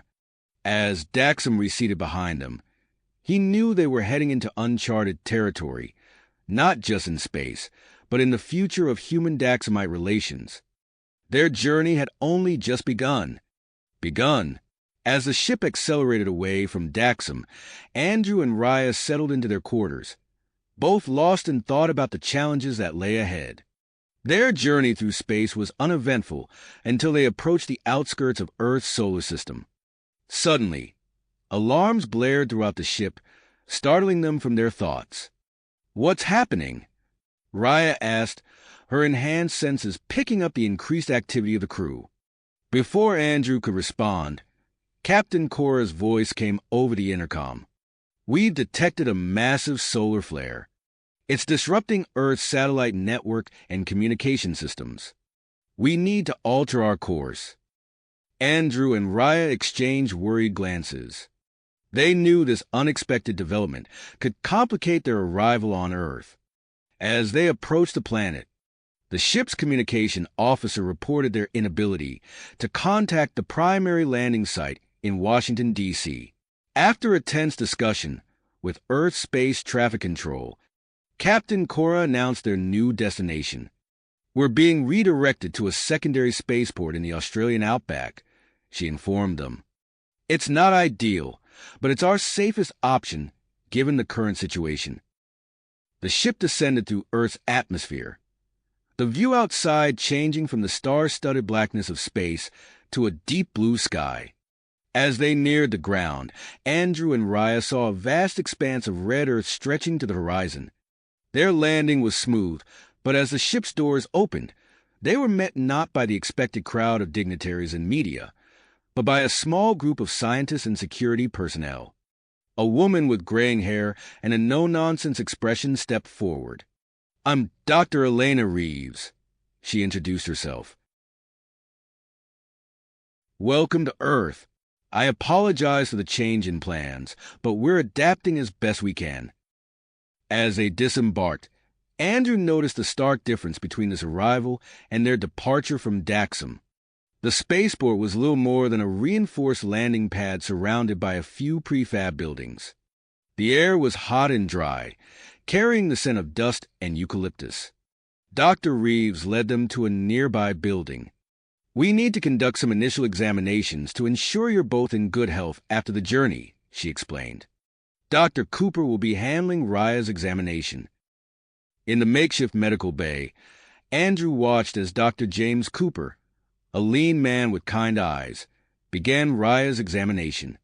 The doctor's eyebrows rose as he studied the readings on his equipment. "This is fascinating," Dr. Cooper muttered. "Raya, your body seems to be adapting to Earth's environment at an accelerated rate. Your muscle density is increasing, and your lung capacity is expanding." Raya flexed her fingers, a look of concentration on her face. "I can feel it," she said. "Everything seems sharper, clearer. I can sense the planet's magnetic field." Dr. Cooper's eyes widened. "Remarkable. We'll need to monitor these changes closely." Their conversation was interrupted by a commotion outside. Dr. Reeves rushed in, her face creased with worry. "We have a situation," she announced. "News of your landing location has leaked. We're getting reports of journalists and civilians heading this way." Andrew moved to the window, seeing dust clouds on the horizon, vehicles approaching. "What's the plan?" he asked. "DR." Reeves sighed. "The Australian government is declaring a temporary exclusion zone around the spaceport. It'll buy us some time, but we need to establish communication with Daxam quickly. There are rumors spreading, and we need to address them before they get out of hand." As they worked to set up a secure communication link, Andrew briefed Raya on the situation. Her face grew serious as she understood the implications. "I need to speak to my people," she said firmly. "We can't let misinformation fuel more conflict." Hours later, with the exclusion zone in place and a crowd gathering at its edges, they were ready. Raya stood before the camera, her posture straight and her gaze steady. "People of Daxam, people of Earth," she began, her voice clear and strong. "I stand before you as a bridge between our worlds. My journey to Earth has been safe, and I am being treated with the utmost respect and care." As Raya continued her address, Andrew watched the tension slowly ease from Dr. Reeves' shoulders. They had taken the first step in managing this crisis, but he knew many challenges still lay ahead. Outside, the sun was setting over the outback, painting the sky in vibrant oranges and purples. In the distance, the gathered crowd waited, their presence a reminder of the intense interest surrounding their arrival. Dr. Reeves approached Andrew as Raya finished her broadcast. "We received an offer from the Australian government," she said. "They're preparing a facility in Alice Springs for you. It would provide a more controlled environment for our research while allowing for gradual interaction with the public." Andrew nodded, considering the proposal. As he turned to discuss it with Raya, he noticed her standing perfectly still, her head tilted slightly as if listening to something only she could hear. "Raya," he called softly, "what is it?" She turned to him, her eyes wide with wonder. "Andrew, I can hear the Earth singing." Singing. The vibrations of the planet resonated through her, a symphony of life and energy she had never experienced before. Andrew approached her, concern etched on his face. "Are you all right?" Raya turned to him, her eyes shimmering with excitement. "I can hear the Earth, Andrew. It's alive, pulsing, so different from Daxam." Their moment of wonder was cut short as Dr. Cooper burst into the room, his face pale. "We have a problem," he announced, holding up a datapad. "The latest test results show Raya's body is reacting to Earth's microbiome in ways we didn't anticipate." Dr. Reeves joined them, her brow furrowed as she studied the data. "Her immune system is working overtime, producing new antibodies at an alarming rate. This could indicate a potential vulnerability to Earth-based pathogens." The implications hit Andrew like a physical blow. He looked at Raya, who seemed unfazed by the news, still caught up in her newfound connection to Earth. Dr. Reeves straightened, her voice firm. "We need to implement stricter quarantine protocols immediately. I'm sorry, but we'll have to delay your transfer to Alice Springs." The next few days passed in a blur of tests and examinations. Raya was moved to a specially designed isolation unit, where Dr. Cooper and his team monitored her constantly. Andrew, unwilling to leave her side, volunteered to join her in quarantine. Their new living space was sterile and confined, but it offered an unexpected respite from the chaos of their arrival. In the quiet hours between tests, Andrew and Raya found themselves growing closer, their bond deepening as they shared stories of their respective worlds. "Tell me about your childhood on Earth," Raya asked one evening as they sat on the edge of her bed, their fingers intertwined. Andrew smiled, remembering. "I grew up in a small town in the Midwest. Summers were hot and lazy, filled with the smell of freshly cut grass and the sound of cicadas. Winters were long and cold, but beautiful in their own way. I used to build snowmen with my sister." As he spoke, Raya closed her eyes, imagining the scenes he described. Her thumb traced circles on the back of his hand, the gesture both intimate and comforting. Their physical intimacy grew alongside their emotional connection. Each touch, each kiss was a new exploration, a bridge between their species. Yet even in these private moments, they were aware of the watchful eyes of the medical team, monitoring their interactions for both scientific and safety reasons. Outside their quarantine bubble, tensions were mounting. Dr. Reeves received daily reports of growing pressure on the Australian government.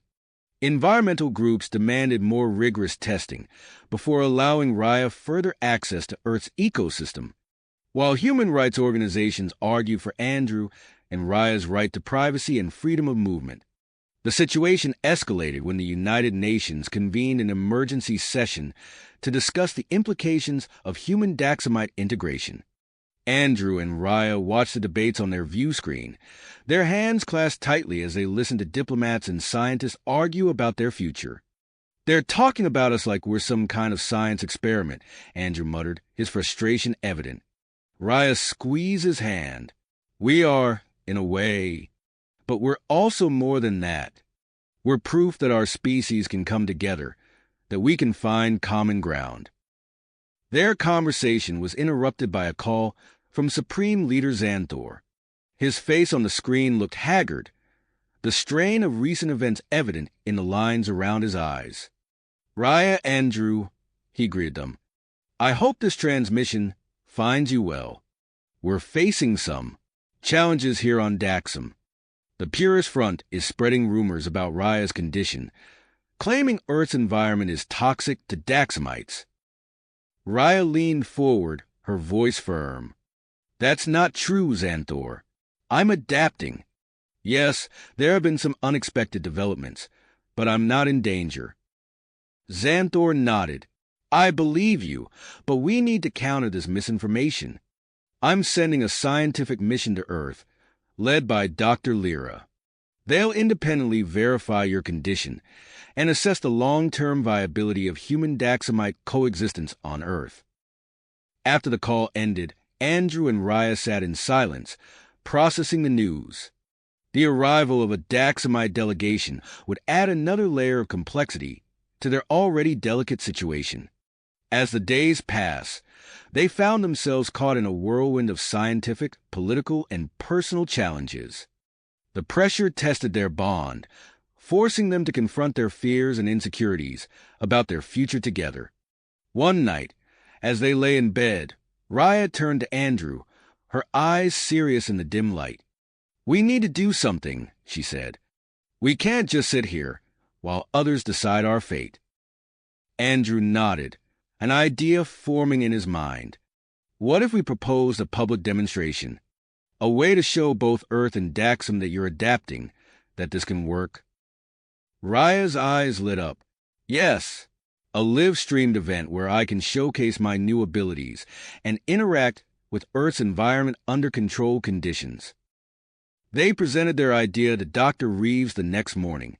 She listened intently, her expression thoughtful. "It's risky," she said finally, "but it might be our best option for addressing concerns on both planets. I'll discuss it with the Australian government and my team." As preparations for the event began, Andrew and Raya found themselves at the center of a media frenzy. News outlets from around the world descended upon the remote outback location, transforming the quiet desert landscape into a hive of activity. Dr. Cooper and his team worked tirelessly to design a series of tests that would demonstrate Raya's physical capabilities while ensuring her safety and the integrity of Earth's ecosystem. They created a specially designed containment suit that would allow Raya to interact with the environment while minimizing potential contamination risks. As the date of the public demonstration approached, Andrew and Raya stood on the precipice of a new era in human daxamite relations. They knew their actions in the coming hours would not only shape public opinion, but potentially determine the course of interstellar diplomacy for generations to come. The night before the event, they stood together at the window of their quarantine unit, looking out at the star-filled sky. Raya leaned her head on Andrew's shoulder, her voice soft. "Whatever happens tomorrow, we're in this together, right?" Andrew wrapped his arm around her, pulling her close. "Always," he said, his voice full of conviction. "We'll face whatever comes our way, side by side." As the first light of dawn broke over the horizon, they prepared themselves for the day ahead. The eyes of two worlds were upon them, waiting to see what the future held for humans and Daxamites alike. As the sun rose over the Australian outback, casting long shadows across the red earth, Andrew and Raya stood hand in hand at the entrance of the newly constructed facility near Alice Springs. The air buzzed with anticipation. Camera crews and journalists from around the world jostling for position behind the security barriers. "Are you ready?" Andrew asked, giving Raya's hand a gentle squeeze. She nodded, her eyes bright with purpose. "As ready as I'll ever be." Dr. Reeves approached them, clipboard in hand. "The containment suit is prepped and waiting. Remember, we'll be monitoring your vitals throughout the entire demonstration. If anything feels off, don't hesitate to signal us." Raya nodded, following Dr. Reeves into the preparation area. Andrew watched as the team of scientists helped her into the sleek, silvery suit. It hugged her form closely, a network of sensors and protective layers visible beneath the transparent outer shell. As Raya stepped out of the preparation area, Andrew couldn't help but marvel at how alien she looked in the suit, yet how her grace and poise remained unmistakably her own. She caught his eye and smiled, the gesture visible even through the suit's clear faceplate. "Broadcasting will commence in 60 seconds, a technician announced. Andrew took a deep breath, centering himself. He knew that billions of eyes, both on Earth and Daxam, would soon be watching their every move. The red light on the main camera blinked on, and Andrew stepped forward. "Good morning, people of Earth and Daxam. Today, we stand at the threshold of a new era in interstellar relations. We're here to demonstrate the incredible adaptability of Raya, a beacon of hope for human Daxamite integration." He gestured to Raya, who stepped into view. Raya will now enter the controlled outdoor area, marking her first true exposure to Earth's open air.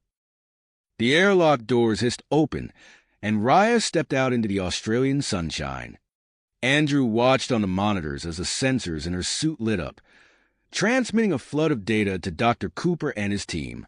"Vitals are stable," Dr. Cooper announced. "Oxygen absorption rate is within expected parameters." Raya moved through a series of physical tests, her movements fluid and precise. She effortlessly lifted weights that would challenge even the strongest human athletes, her enhanced strength on full display. Next came the obstacle course. Raya navigated the complex maze of barriers and challenges with uncanny precision, her heightened senses and ability to perceive Earth's magnetic field guiding her every step. As the demonstration progressed, Dr. Cooper introduced a new element. "We will now test Raya's interaction with Earth's flora and fauna," he explained to the cameras. A series of native Australian plants and small animals were brought out, carefully contained in transparent boxes. Raya approached them cautiously, her gloved hand reaching out to touch a vibrant red bottlebrush flower. Suddenly, the sensors on Raya's suit began to flash. A soft, blue-green glow emanated from her skin, visible even through the suit's protective layers. "Incredible," Dr. Cooper breathed, his eyes wide as he studied the incoming data. "Raya's skin cells are exhibiting bioluminescent properties we've never seen before in humans or Daxamites." The assembled crowd murmured in amazement, cameras flashing to capture the ethereal glow. Andrew felt a mix of awe and concern, knowing that this unexpected development would likely spark intense debate among both human and Daxamite scientists. As if on cue, a sleek spacecraft touched down on the nearby landing pad. The Daxamite scientific mission had arrived, led by the stern-faced Dr. Lyra. They quickly set up their own monitoring equipment, their eyes never leaving Raya as she continued her demonstrations. Andrew stepped in, addressing the cameras once more. As you can see, Raya's hybrid physiology continues to surprise us. This bioluminescence is a perfect example of how our two species can adapt and evolve together, opening up new possibilities for both Earthens and Daxamites. He was about to continue when a commotion erupted at the facility's outer perimeter. A group of protesters had breached the security line, their angry shouts carrying across the open space. "Earth for humans," they chanted, waving signs denouncing alien presence on the planet. Captain Cora and her security team moved swiftly to intercept the protesters, but not before one of them launched a small canister over the barrier. It hit the ground near Raya, releasing a cloud of pale green gas. "Containment breach," Dr. Reeves shouted. "Initiate emergency protocols." Alarms blared as the demonstration area was quickly sealed off. Security personnel rushed Raya, Andrew, and the key scientific staff to a secure room within the facility. The live feed cut to a "please stand by" message, leaving billions of viewers in suspense. Inside the secure room, Dr. Cooper worked frantically to analyze the chemical agent. "It appears to be harmless to humans," he reported, "but Raya's readings are extraordinary." Andrew turned to Raya, his heart racing. The bioluminescence that had appeared earlier now pulsed with increased intensity, casting a mesmerizing glow throughout the room. "How do you feel?" he asked, fighting to keep the worry from his voice. Raya's eyes were wide with wonder. "I feel different, energized, like every cell in my body is singing." Dr. Cooper's voice cut through the tension. "Her hybrid physiology is metabolizing the compound at an unprecedented rate. It's almost as if—" He was interrupted by a gasp from Dr. Lyra, who had been monitoring Raya with Daxamite equipment. "Impossible," the Daxamite scientist muttered. "She's not just adapting to the compound. She's evolving." As the security team worked to neutralize the threat outside, Andrew and Raya exchanged a look of shared drive. They knew that this incident, however unplanned, would shape the future of human-Daxamite relations. Whatever challenges lay ahead, they would face them together, bridging the gap between their two worlds. Worlds, uniting them in ways neither had imagined possible. The secure room buzzed with activity as scientists from both species worked to analyze the unexpected reaction. Dr. Cooper and Dr. Lyra huddled over their equipment, exchanging rapid-fire observations in a mix of English and Daxamite. "This is unprecedented," Dr. Lyra muttered, her eyes fixed on the data scrolling across her screen. "The compound has triggered a cascade of cellular changes in Raya's body." Andrew watched as Raya flexed her fingers, the blue-green glow pulsing with each movement. "It doesn't hurt," she assured him, noting his concerned expression. "It feels invigorating." Before they could discuss further, Captain Cora burst into the room. "The situation outside is contained," she reported, "but we have a bigger problem." The incident was broadcast live. The whole world saw what happened. As if on cue, their communication devices lit up with incoming messages. Government officials, news outlets, and scientific institutions from around the globe demanded information, explanations, and interviews. "We need to address this," Andrew said, his mind racing. "We can't let speculation run wild." Dr. Reeves nodded, already typing furiously on her tablet. "I'm drafting a statement now. We'll emphasize that Raya is unharmed and that this development could lead to significant scientific breakthroughs." Over the next few hours, Andrew and Raya found themselves at the center of a media storm. They gave carefully worded interviews, reassuring both humans and Daxamites that the incident, while unexpected, had opened new avenues for research and cooperation. As night fell over the outback, Andrew and Raya finally had a moment alone. They stood on the roof of the facility, gazing up at the stars that separated their two worlds. "What do you think this means for us?" Raya asked, her luminescent skin casting a soft glow around them. Andrew took her hand, marveling at the warmth radiating from her skin. I don't know, he admitted. But whatever comes next, we'll face it together. Their moment of peace was interrupted by the arrival of Dr. Cooper, his face alight with excitement. You need to see this, he said, leading them back to the lab. On the main screen, a message from the United Nations Secretary-General played. In light of recent events, the dignified woman announced, we are convening an international conference on human Daxamite relations. Representatives from both Earth and Daxam will be invited to participate in this historic gathering in New York City. The news sent shockwaves through the facility. Scientists and diplomats alike scrambled to prepare for the unprecedented summit. As preparations began, Dr. Cooper and Dr. Lyra delved deeper into their study of Raya's bioluminescent reaction. Their collaborative research revealed fascinating insights into the interaction between Raya's hybrid physiology and Earth-based compounds.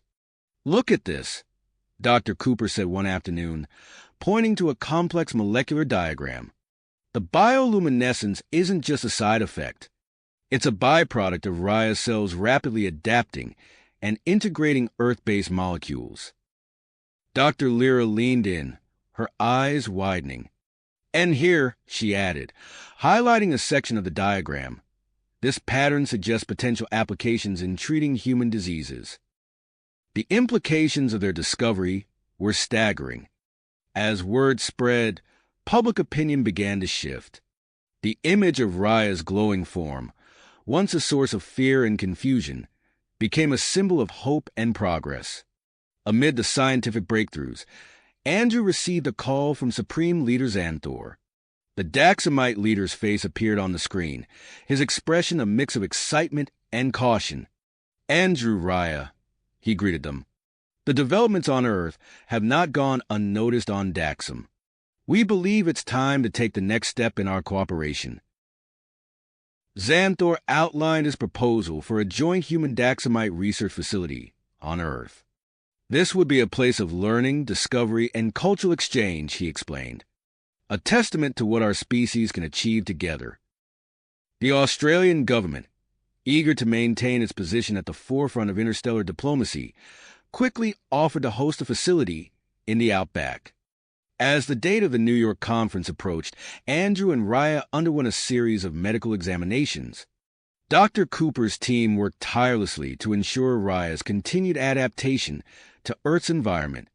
During one of these tests, Dr. Cooper made a startling discovery.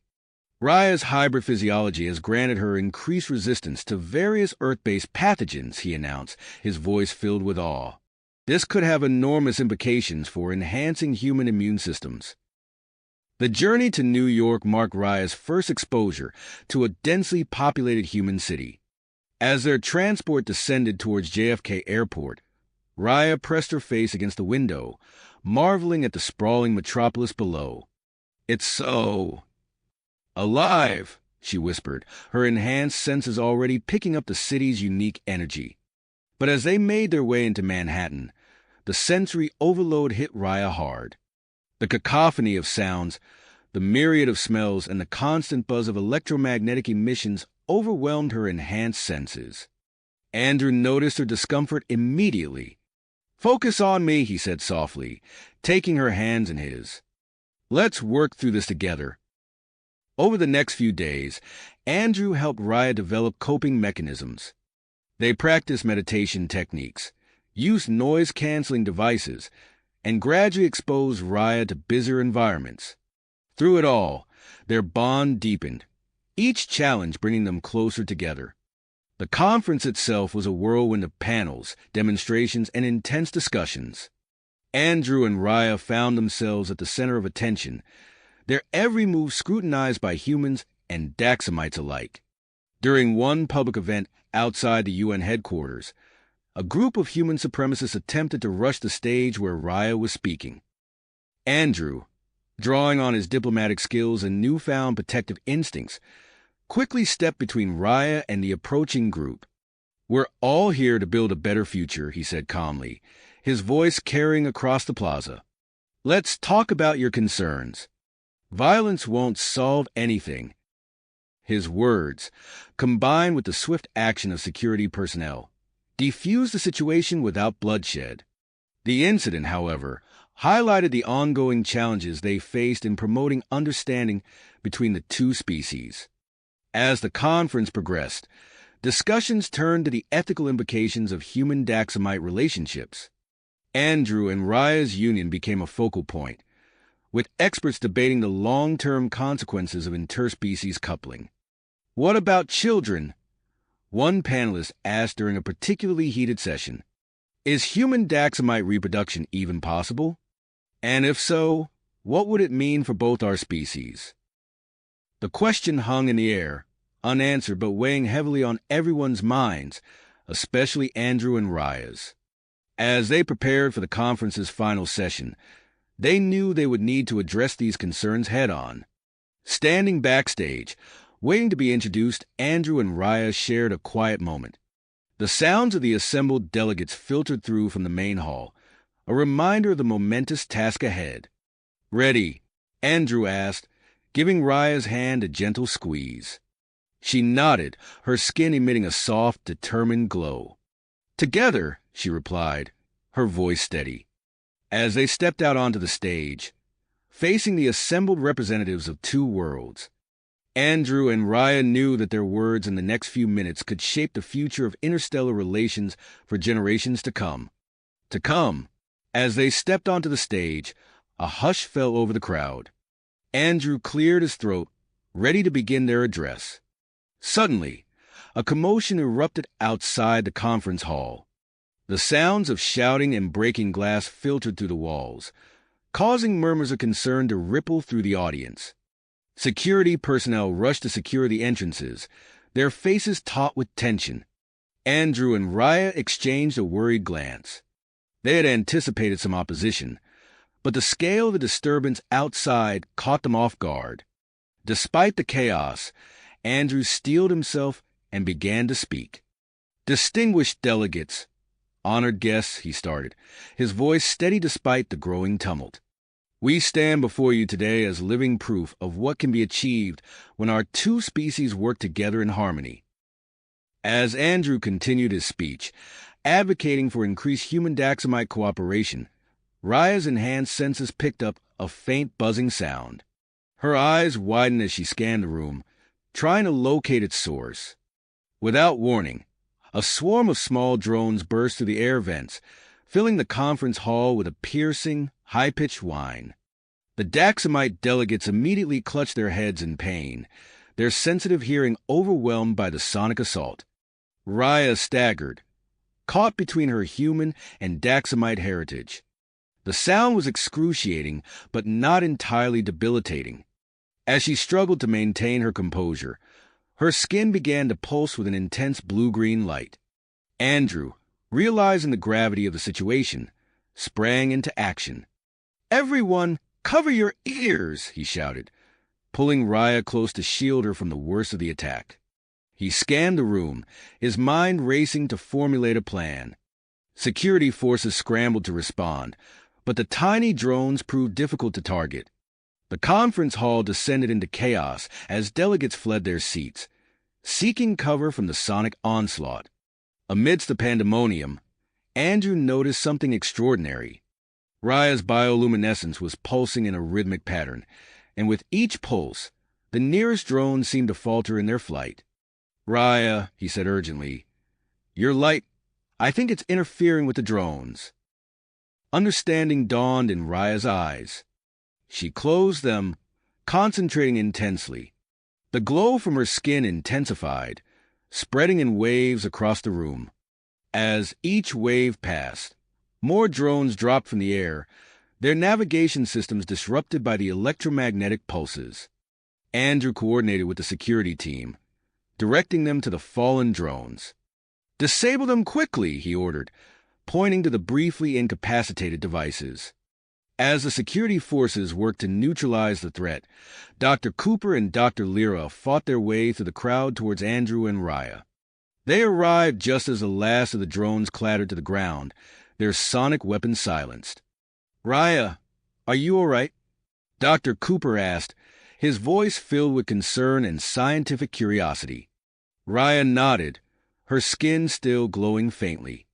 "I'm okay, but something's changed. I can feel it." Dr. Lyra produced a handheld scanner from her bag, quickly running it over Raya's form. Her eyes widened as she interpreted the results. "Incredible," she breathed. "The sonic attack has triggered a new adaptation in your hybrid physiology. You've developed the ability to modulate your bioluminescence into targeted electromagnetic pulses." The implications of this discovery were staggering, but there was no time to dwell on them. The aftermath of the attack demanded immediate attention. As medical personnel tended to the affected Daxamite delegates, Andrew worked with conference organizers to secure the venue and calm the panicked attendees. Raya, still processing her new abilities, assisted where she could, her gentle glow now a source of comfort rather than alarm. News of the attack spread rapidly. Billions of viewers on both Earth and Daxam watched in horror and fascination as footage of the incident, including Raya's electromagnetic defense, was broadcast across the galaxy. In the hours that followed, world leaders convened an emergency session to address the security breach and its implications. The conference hall buzzed with heated debates and urgent discussions. "This attack proves that unrestricted cooperation is too dangerous," argued one human delegate. "We need stricter protocols governing interspecies contact." "On the contrary," countered a Daxamite representative, "Raya's adaptation demonstrates the potential benefits of our continued collaboration. We cannot let fear dictate our actions." As the debates raged on, Andrew received an urgent communication from Supreme Leader Xanthor. The Daxamite leader's face appeared on the screen, his expression grave. "Andrew, Raya," he began, "I've been monitoring the situation closely. The events at the conference have forced us to reconsider our approach." He paused, his gaze intense. "I've made a decision. I will be traveling to Earth personally to participate in the ongoing negotiations." The announcement sent shockwaves through the conference. Never before had a Daxamite leader set foot on Earth. The implications were enormous, both diplomatically and in terms of security. As preparations began for Xanthor's historic visit, Andrew and Raya found themselves at the center of a whirlwind of activity. Security measures were heightened, diplomatic protocols were hastily revised, and scientific teams clamored for the opportunity to study Raya's new abilities. Amidst the chaos, Andrew noticed Raya's growing discomfort. The constant scrutiny and the weight of their responsibilities were taking their toll. He pulled her aside, finding a quiet moment in a deserted corridor. "How are you holding up?" he asked softly, taking her hand. Raya's skin flickered with a faint, troubled glow. "I'm overwhelmed," she admitted. "Everything's happening so fast, and I can't help but wonder if we're doing the right thing." Andrew squeezed her hand reassuringly. "We're in uncharted territory," he said, "but we're facing it together. That's what matters." Their moment of respite was short-lived. An aide approached, informing them that their presence was required for a briefing on the new security protocols for Xanthor's visit. As they made their way back to the main conference area, Andrew and Raya steeled themselves for the challenges ahead.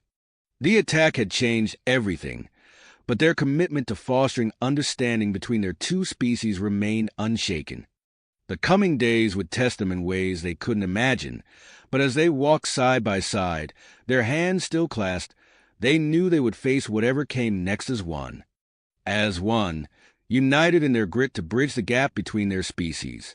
As they left the conference hall, Andrew received an urgent message on his communicator.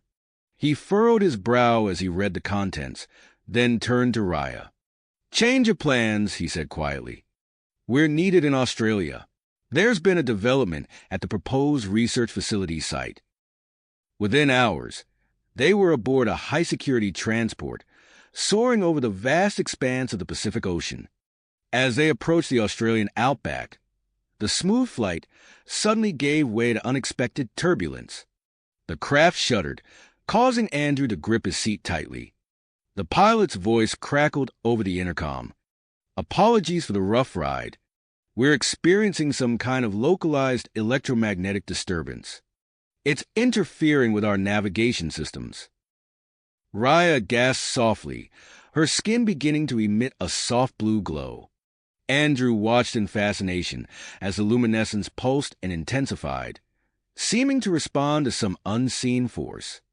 "Are you okay?" he asked, concern etching his features. She nodded, her eyes wide with a mixture of wonder and apprehension. "I can feel it, Andrew. Whatever's causing the disturbance. It's calling to me." As their aircraft descended towards a makeshift airstrip, the arid landscape of the outback sprawled beneath them, a sea of red earth and sparse vegetation. The moment they touched down, Andrew could sense the tension in the air. Dr. Elena Reeves, a tall woman with sharp eyes and sun-weathered skin, met them as they disembarked. Her usual composed demeanor was marred by visible worry. "Thank you for coming so quickly," she said, shaking their hands. "We've been dealing with this electromagnetic disturbance for the past 24 hours. It's completely disrupted our communications and halted all progress on the facility." Andrew nodded grimly. "What do we know about the source?" "Not much," Dr. Reeves admitted. "But that's why we need you both here. We're assembling a team to investigate, and given Raya's unique abilities, we believe she might be able to help us locate the epicenter." Raya's skin flickered in response, her glow pulsing gently. "I can sense it," she confirmed. "It's unlike anything I've ever experienced." Within the hour, a small expedition was ready to depart. Andrew, Raya, and Dr. Reeves led the team, their off-road vehicles kicking up clouds of red dust as they ventured deeper into the outback. As they traveled, Raya's bioluminescence continued to intensify, pulsing in rhythm with the unseen electromagnetic waves. "This way," Raya said suddenly, pointing towards a seemingly unremarkable stretch of terrain. Her skin was now emitting a brilliant blue-green light, visible even in the harsh sunlight. As they approached the area Raya indicated, their equipment began to malfunction. Compasses spun wildly, and communication devices emitted bursts of static. The human members of the team grew visibly disoriented, some clutching their heads as if in pain. Raya, however, seemed energized. Her movements became more fluid, her senses sharpened. She moved with purpose, leading them to a spot where the red earth gave way to an unusual formation of rocks. "There's something here," she said, her voice filled with certainty. She placed her hands on the largest boulder, and to everyone's astonishment, her glow seemed to seep into the stone itself. With a low rumble, the ground beneath their feet began to shift. The team stumbled back as a hidden entrance revealed itself, a dark maw opening in the earth. "Impossible," Dr. Reeves breathed, her scientific mind struggling to process what she was seeing. Andrew stepped forward, standing shoulder to shoulder with Raya. "What do you think?" he asked softly. Raya's eyes were fixed on the entrance, her skin pulsing with an almost hypnotic rhythm. "We need to go in," she said. "Whatever's down there. It's important. I can feel it." With a nod to the team, Andrew took Raya's hand, and together they led the way into the darkness. As they descended, the air grew cooler, and a faint humming filled their ears. The narrow passage opened into a vast chamber that defied all expectations. The walls were covered in intricate patterns that seemed to shift and move in the light of their flashlights. At the center of the chamber stood a massive crystal, pulsating with energy that matched the rhythm of Raya's bioluminescence perfectly. Dr. Reeves moved cautiously around the chamber, her handheld scanner beeping frantically. "These materials," she said, her voice filled with awe, "they're not from Earth. And they're not Daxamite either. This structure predates both our civilizations." As the team spread out to examine the chamber, Raya found herself drawn to the crystal. She reached out, her fingertips barely brushing its surface.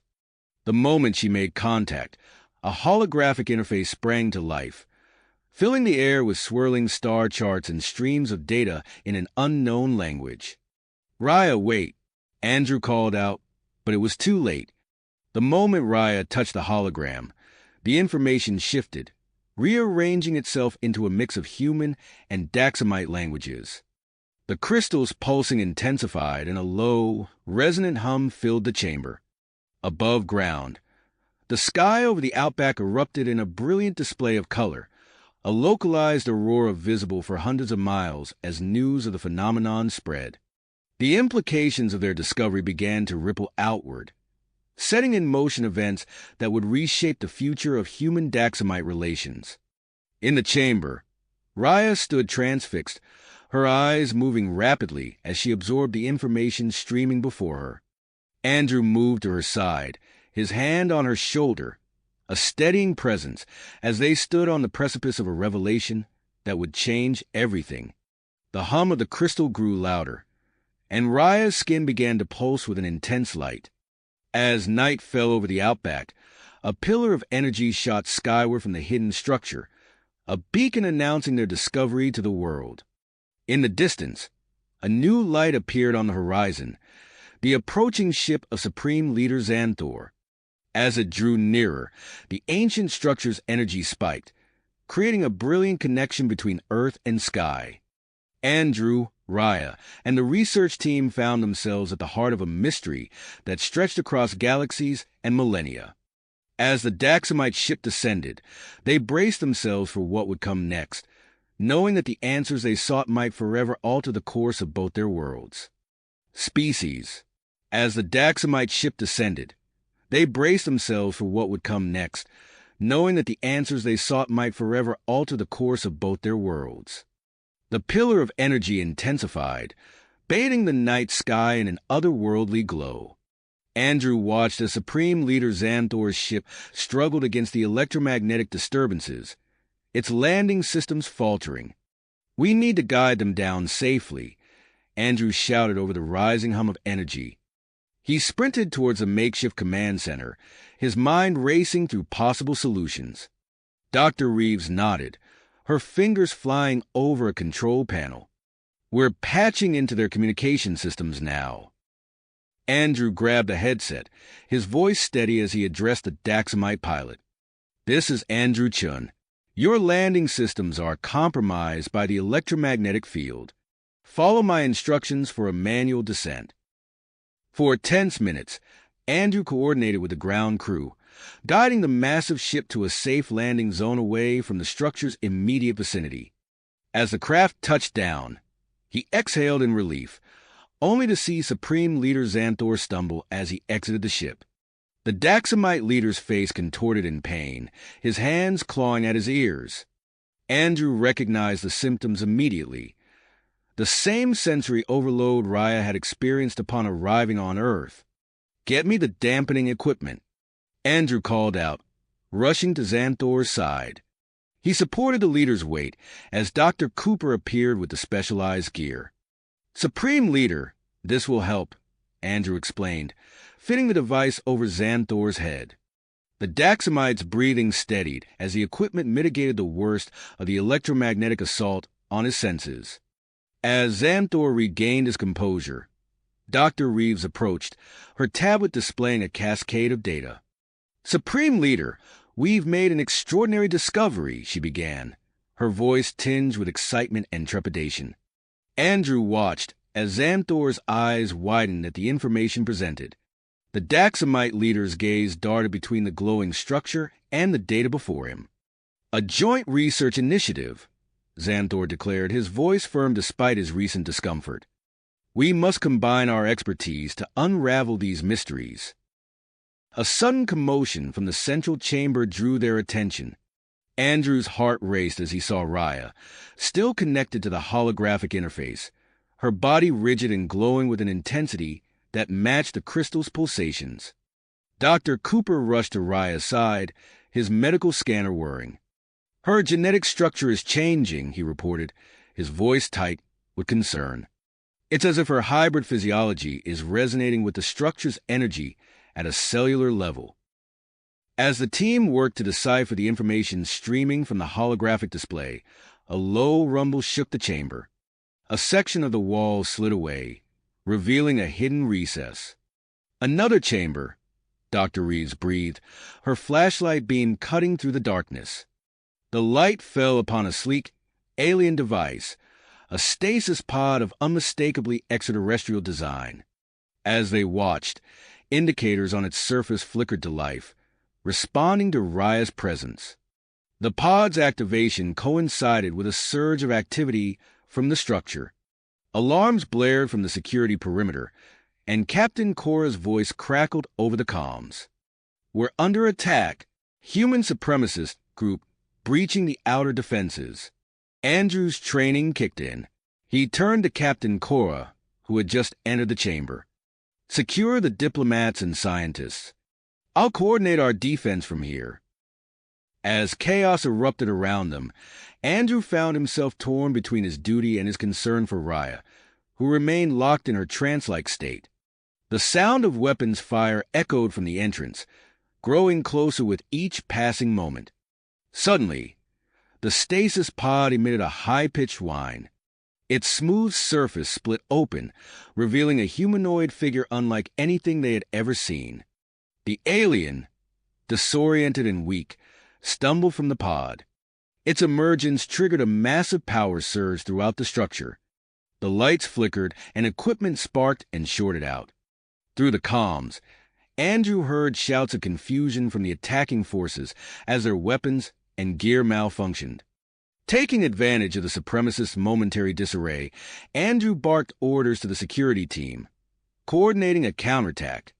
But his focus was shattered by a cry of pain from behind him. Raya had collapsed, her connection to the interface violently severed by the power surge. Without hesitation, Andrew made his choice. "Captain Cora, protect the Supreme Leader," he shouted, then sprinted to Raya's side. As he reached her, he saw the alien approaching, its movements unsteady but purposeful. Andrew tensed, ready to defend Raya, but stopped short as he witnessed something extraordinary. The alien extended a hand towards Raya's unconscious form. A soft glow emanated from its fingertips, mirroring the pulsations of light still flickering across Raya's skin. Andrew watched transfixed as Raya's eyes fluttered open, filled with a new awareness. "Andrew," she whispered, her voice tinged with wonder and confusion. I can see so much. The knowledge, the history. It's overwhelming." Before Andrew could respond, Dr. Cooper and Dr. Reeves rushed to their side, medical scanners and tablets at the ready. Their eyes widened as they processed the readings. "This is incredible," Dr. Cooper muttered, his gaze darting between Raya and the alien. "There are genetic similarities. A common ancestral link between all three species." As the immediate threat of the attack subsided, thanks to the malfunctioning equipment of the human supremacists, Andrew helped Raya to her feet.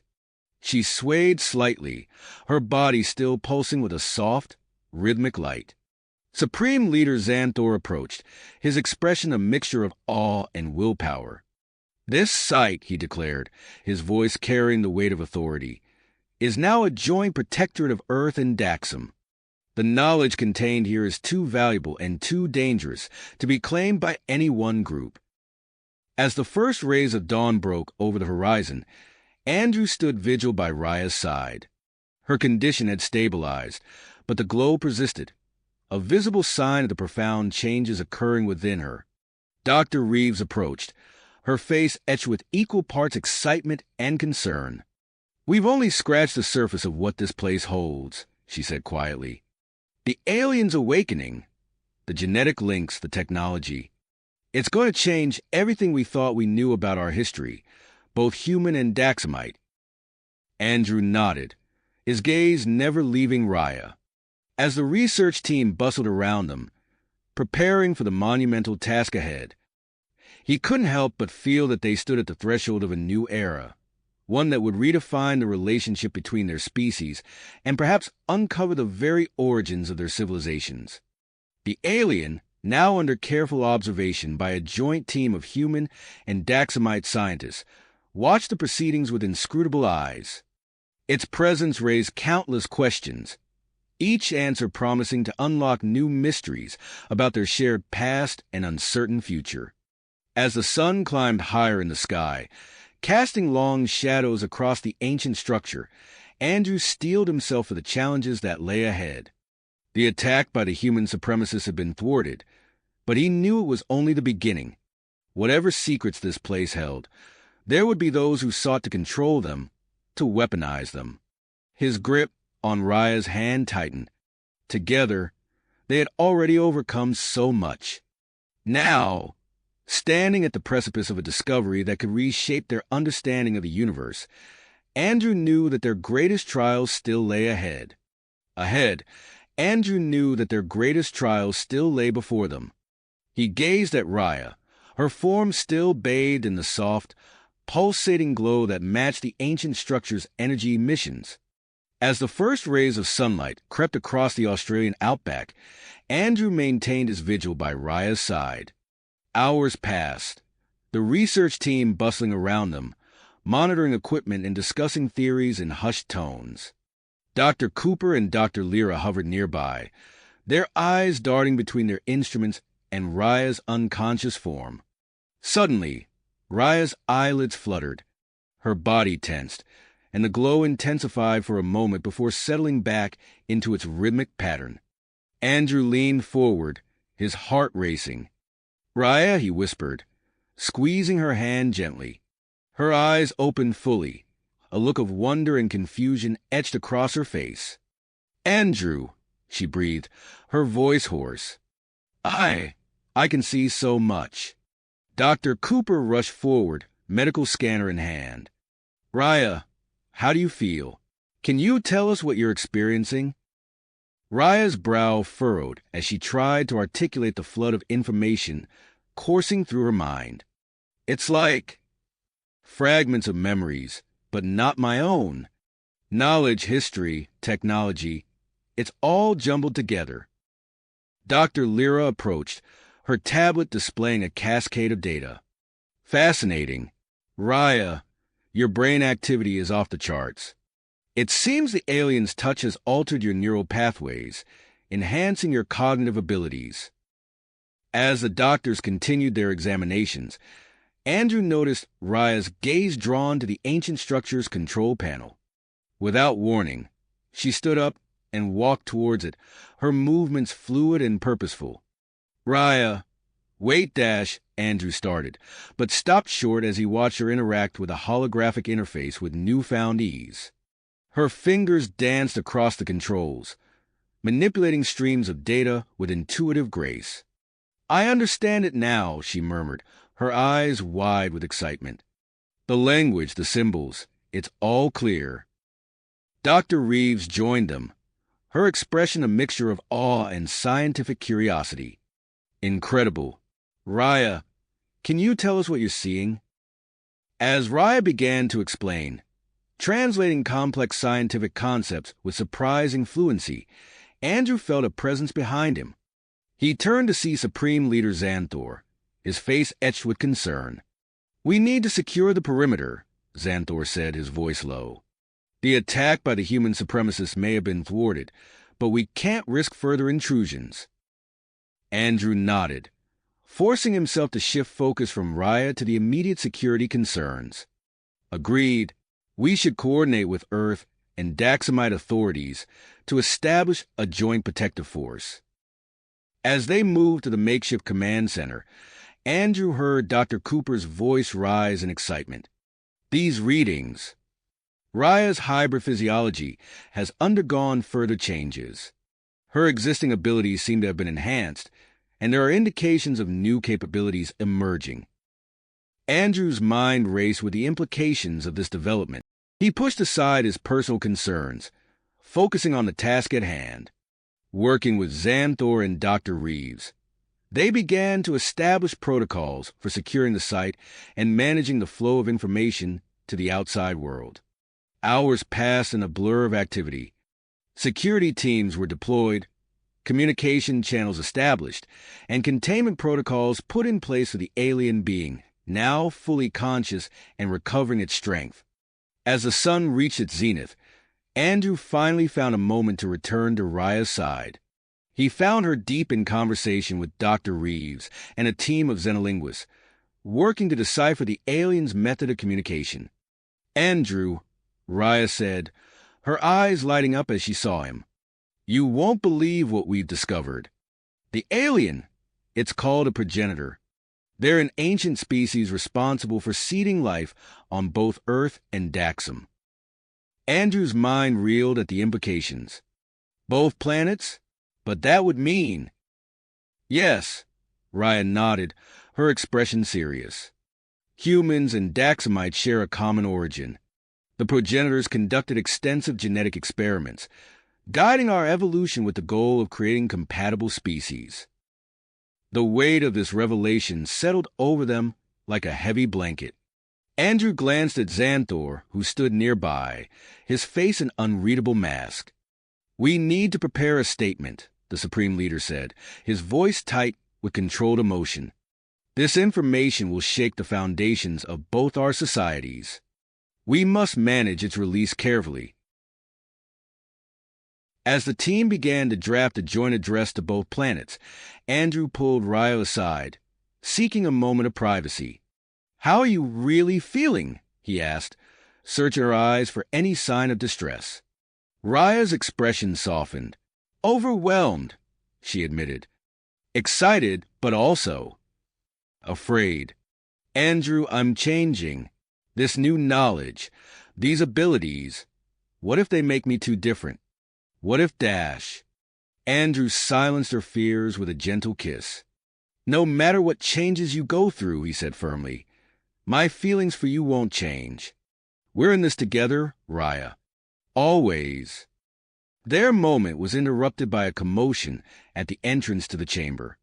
Andrew turned to see a group of Daxamites, led by the conservative leader Zorn, striding into the room.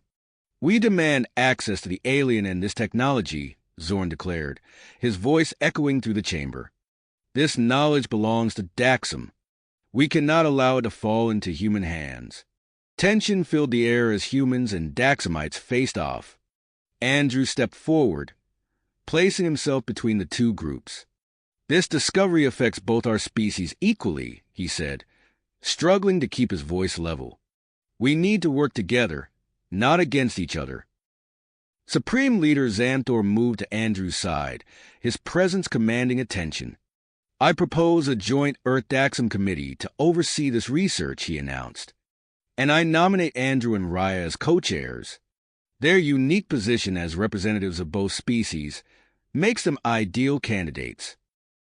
As murmurs of discussion broke out among the assembled group, a low, melodic tone filled the chamber.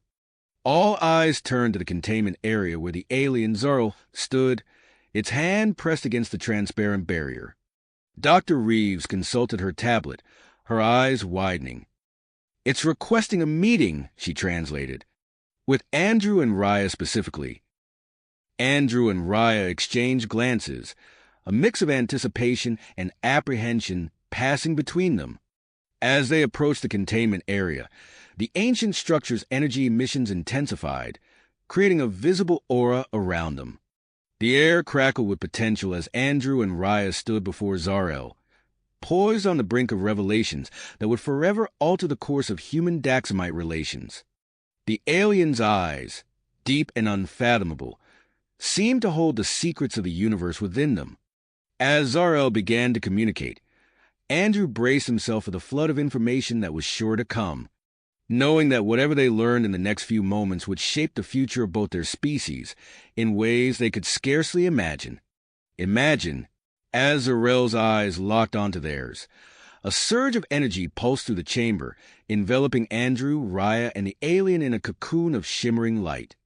The air crackled with intensity as Zarel's voice resonated in their minds, a blend of telepathic projections and the newly developed translation technology. "Humans and Daxamites," the alien began, "your species are the culmination of eons of careful planning. Andrew felt Raya's hand tighten in his as the energy field around them intensified, creating a vivid, holographic display of swirling galaxies and evolving planets. The chamber faded away, replaced by a cosmic tapestry of light and color. The progenitors, Zar-El continued, engineered both your species as part of a grand experiment.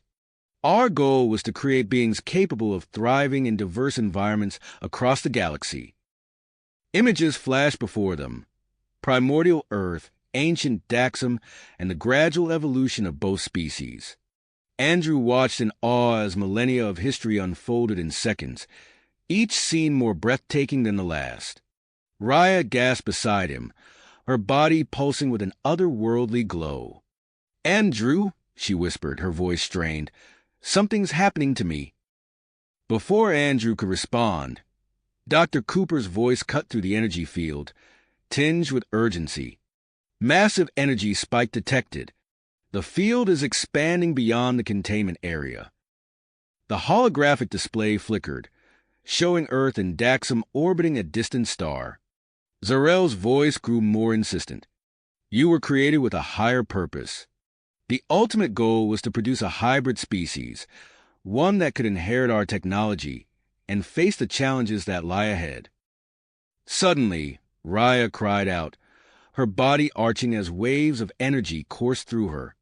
Andrew reached for her, but found himself immobilized by the intensity of the field. He watched helplessly as Raya's hybrid physiology began to change, her skin shimmering with an iridescent sheen. Outside the energy cocoon, chaos erupted. Dr. Lyra's voice cut through the commotion. "The field is facilitating an unprecedented exchange of genetic information and memories between them." Supreme Leader Xanthor's commanding tone followed. "Evacuate all non-essential personnel immediately. We don't know the extent of this phenomenon." The holographic display shifted, showing Andrew a series of possible futures. He saw gleaming cities spanning multiple planets, but also glimpsed devastating wars and cosmic cataclysms. The rapid-fire visions overwhelmed his senses, and he felt consciousness slipping away. Through the haze, Andrew heard Raya's voice, now imbued with a new power. "Hold on, Andrew.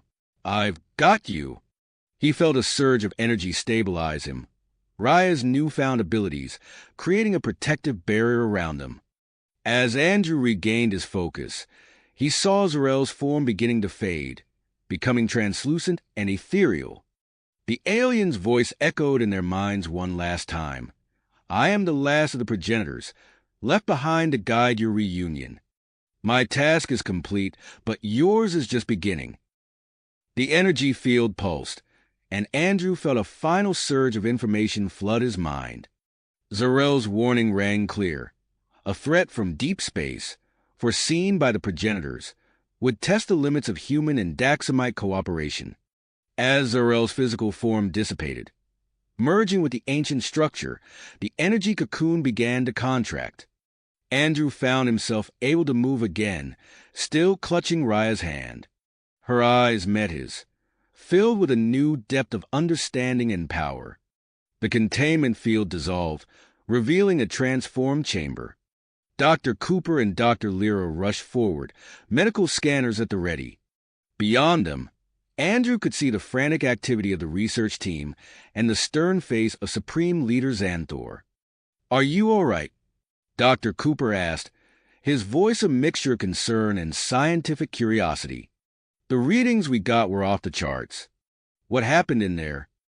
Andrew opened his mouth to respond but found himself at a loss for words. How could he possibly explain the cosmic scope of what they'd just experienced? Raya squeezed his hand, her voice steady as she addressed the group. "We have a lot to discuss," she said, her gaze sweeping across the assembled humans and Daxamites. "The future of both our species depends on what we do next."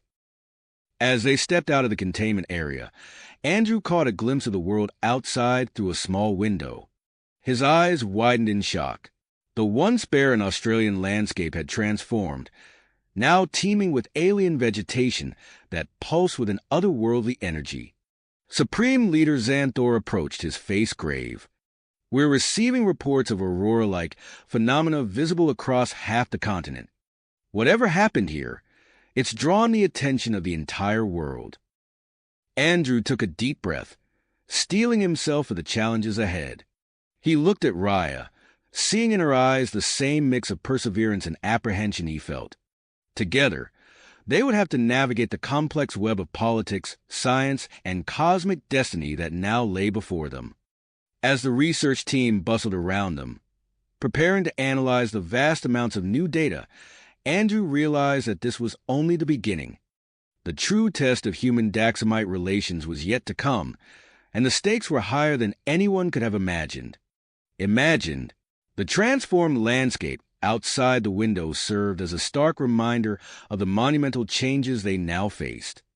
Andrew turned to Raya, his voice low but urgent. "We need to address this immediately. The world needs answers." Raya nodded, her newly acquired abilities seeming to pulse beneath her skin. "Agreed. We should convene an emergency meeting with all key players." Within minutes, they had assembled a group in the makeshift command center. Supreme Leader Xanthor stood at attention, his stoic expression belying the gravity of the situation. Dr. Elena Reeves busied herself with a series of holographic displays, preparing to present their findings. Representatives from both Earth and Daxam joined via secure holographic communication, their faces a mix of curiosity and concern. Andrew stepped forward, clearing his throat. "What we're about to share will fundamentally change our understanding of our species and our place in the universe." He and Raya took turns explaining their encounter with Zar-El, detailing the progenitor's grand experiment and the common origin of humans and Daxamites. As they spoke, the holographic displays came to life, showing vivid recreations of the cosmic history they had witnessed. "But there's more," Raya continued, her voice steady despite the weight of her words. "The progenitors foresaw a threat from deep space, one that will require our united efforts to overcome."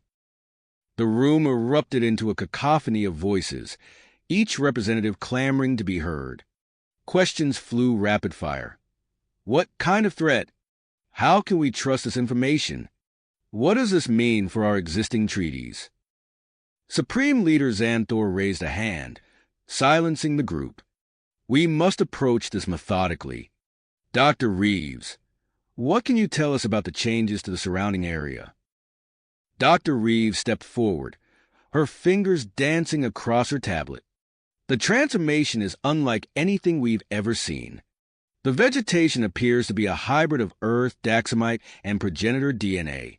We're detecting unusual energy patterns emanating from the entire area." As if on cue, alarms began to blare throughout the facility. Dr. Cooper burst into the room, his face flushed with excitement. "You need to see this," he exclaimed, pulling up a live feed on the main display. The screen showed the transformed Australian landscape, pulsing with an otherworldly glow. Plants seemed to grow and change before their eyes, twisting into shapes that defied conventional biology. In the distance, a kangaroo hopped into view, its fur now iridescent, and its eyes glowing with an inner light. "The effects are spreading," Dr. Cooper explained, his voice a mix of awe and concern. "We've detected similar changes in local wildlife. The entire ecosystem is evolving at an unprecedented rate." The room fell silent as the implications sank in. Andrew felt the weight of responsibility settling on his shoulders. He exchanged a glance with Raya, seeing the same commitment reflected in her eyes. "We need to act fast," Andrew announced, addressing the group. "I propose we establish a joint task force to oversee all operations related to this site. We need the best minds from both our worlds working together." Supreme Leader Xanthor nodded his approval. "I agree, and I nominate Andrew and Raya as co-directors of this task force. Their unique experiences make them the ideal candidates to lead this effort." As murmurs of agreement spread through the room, a commotion outside caught their attention. Dr. Lyra burst in, her usual composure shaken. "We have a situation," she reported. A group of Daxamite protesters, led by Zorn, has gathered at the perimeter. They're demanding exclusive control over the progenitor technology. Andrew felt a headache building behind his eyes. He turned to Raya, seeing his own fatigue mirrored in her face. "We need to address this," he said softly. Raya squeezed his hand, her touch sending a small surge of energy through him. "Together," she replied. As they moved to leave the room, Dr. Reeves called out, "There's something else you should know. A human scientific team has just arrived, led by Dr. Samantha Winters. She's requesting permission to conduct tests on Raya's hybrid physiology." Andrew felt Raya tense beside him. He knew the challenges ahead would test not only their leadership, but also their relationship. As they stepped out to face the crowd of protesters, Andrew steeled himself for the difficult decisions that lay ahead. The Australian sun beat down on them as they emerged from the facility. The air shimmered with an otherworldly heat, the transformed landscape stretching as far as the eye could see. In the distance, the shouts of the Daxamite protesters could be heard, their demands carried on the alien wind. Andrew took a deep breath, the air thick with the scent of unfamiliar flora. He looked at Raya, her newly transformed appearance a constant reminder of the changes they all faced. "Ready?" he asked. Raya nodded, her eyes flickering with an inner light. "Let's show them what human Daxamite cooperation really means." Together, they stepped forward to address the crowd, the future of two worlds resting on their shoulders. As Andrew and Raya stepped forward to address the crowd, a sudden tremor shook the ground beneath their feet. The protesters fell silent, their attention drawn to the pulsating energy emanating from the progenitor structure behind them. "What's happening?" Andrew shouted over the low rumble that seemed to emanate from deep within the earth. Raya's eyes widened, her newly enhanced senses picking up on something beyond human perception. The structure. "It's calling to us," she said, her voice barely above a whisper. Without warning, the crowd parted as an invisible force seemed to push them aside.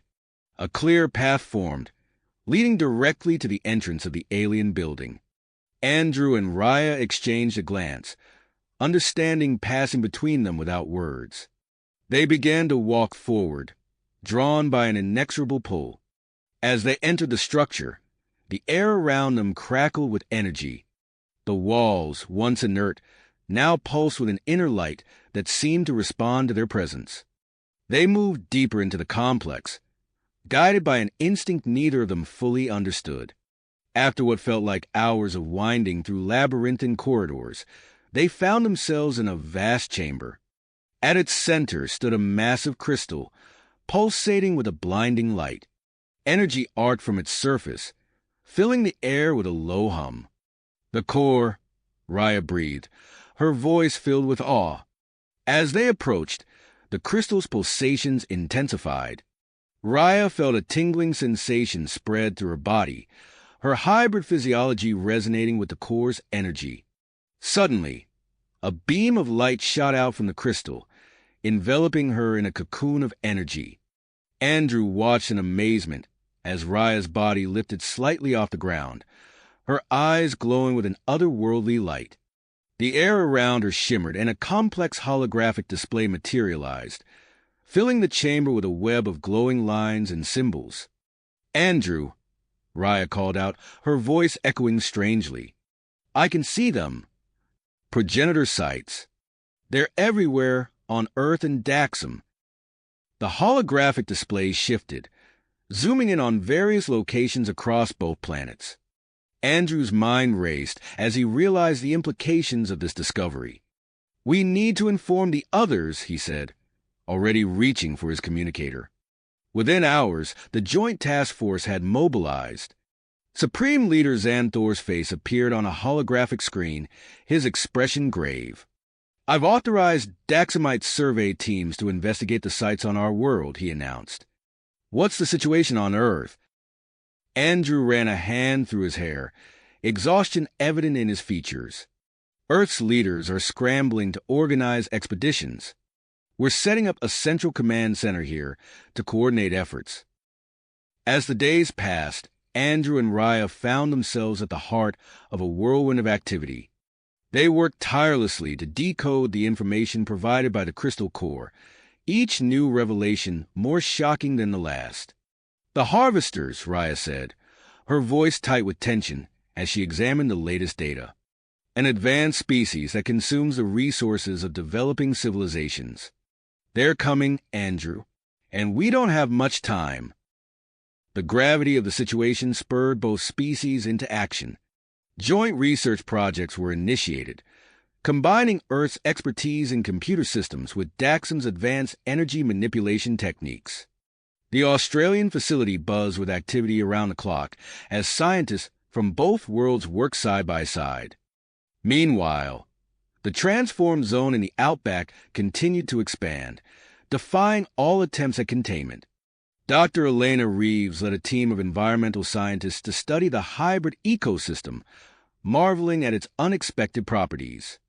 "The rate of carbon sequestration is off the charts," she reported during one of the daily briefings. "And the pollutant filtration capabilities. If we can replicate this on a global scale, it could be the key to reversing Earth's climate crisis."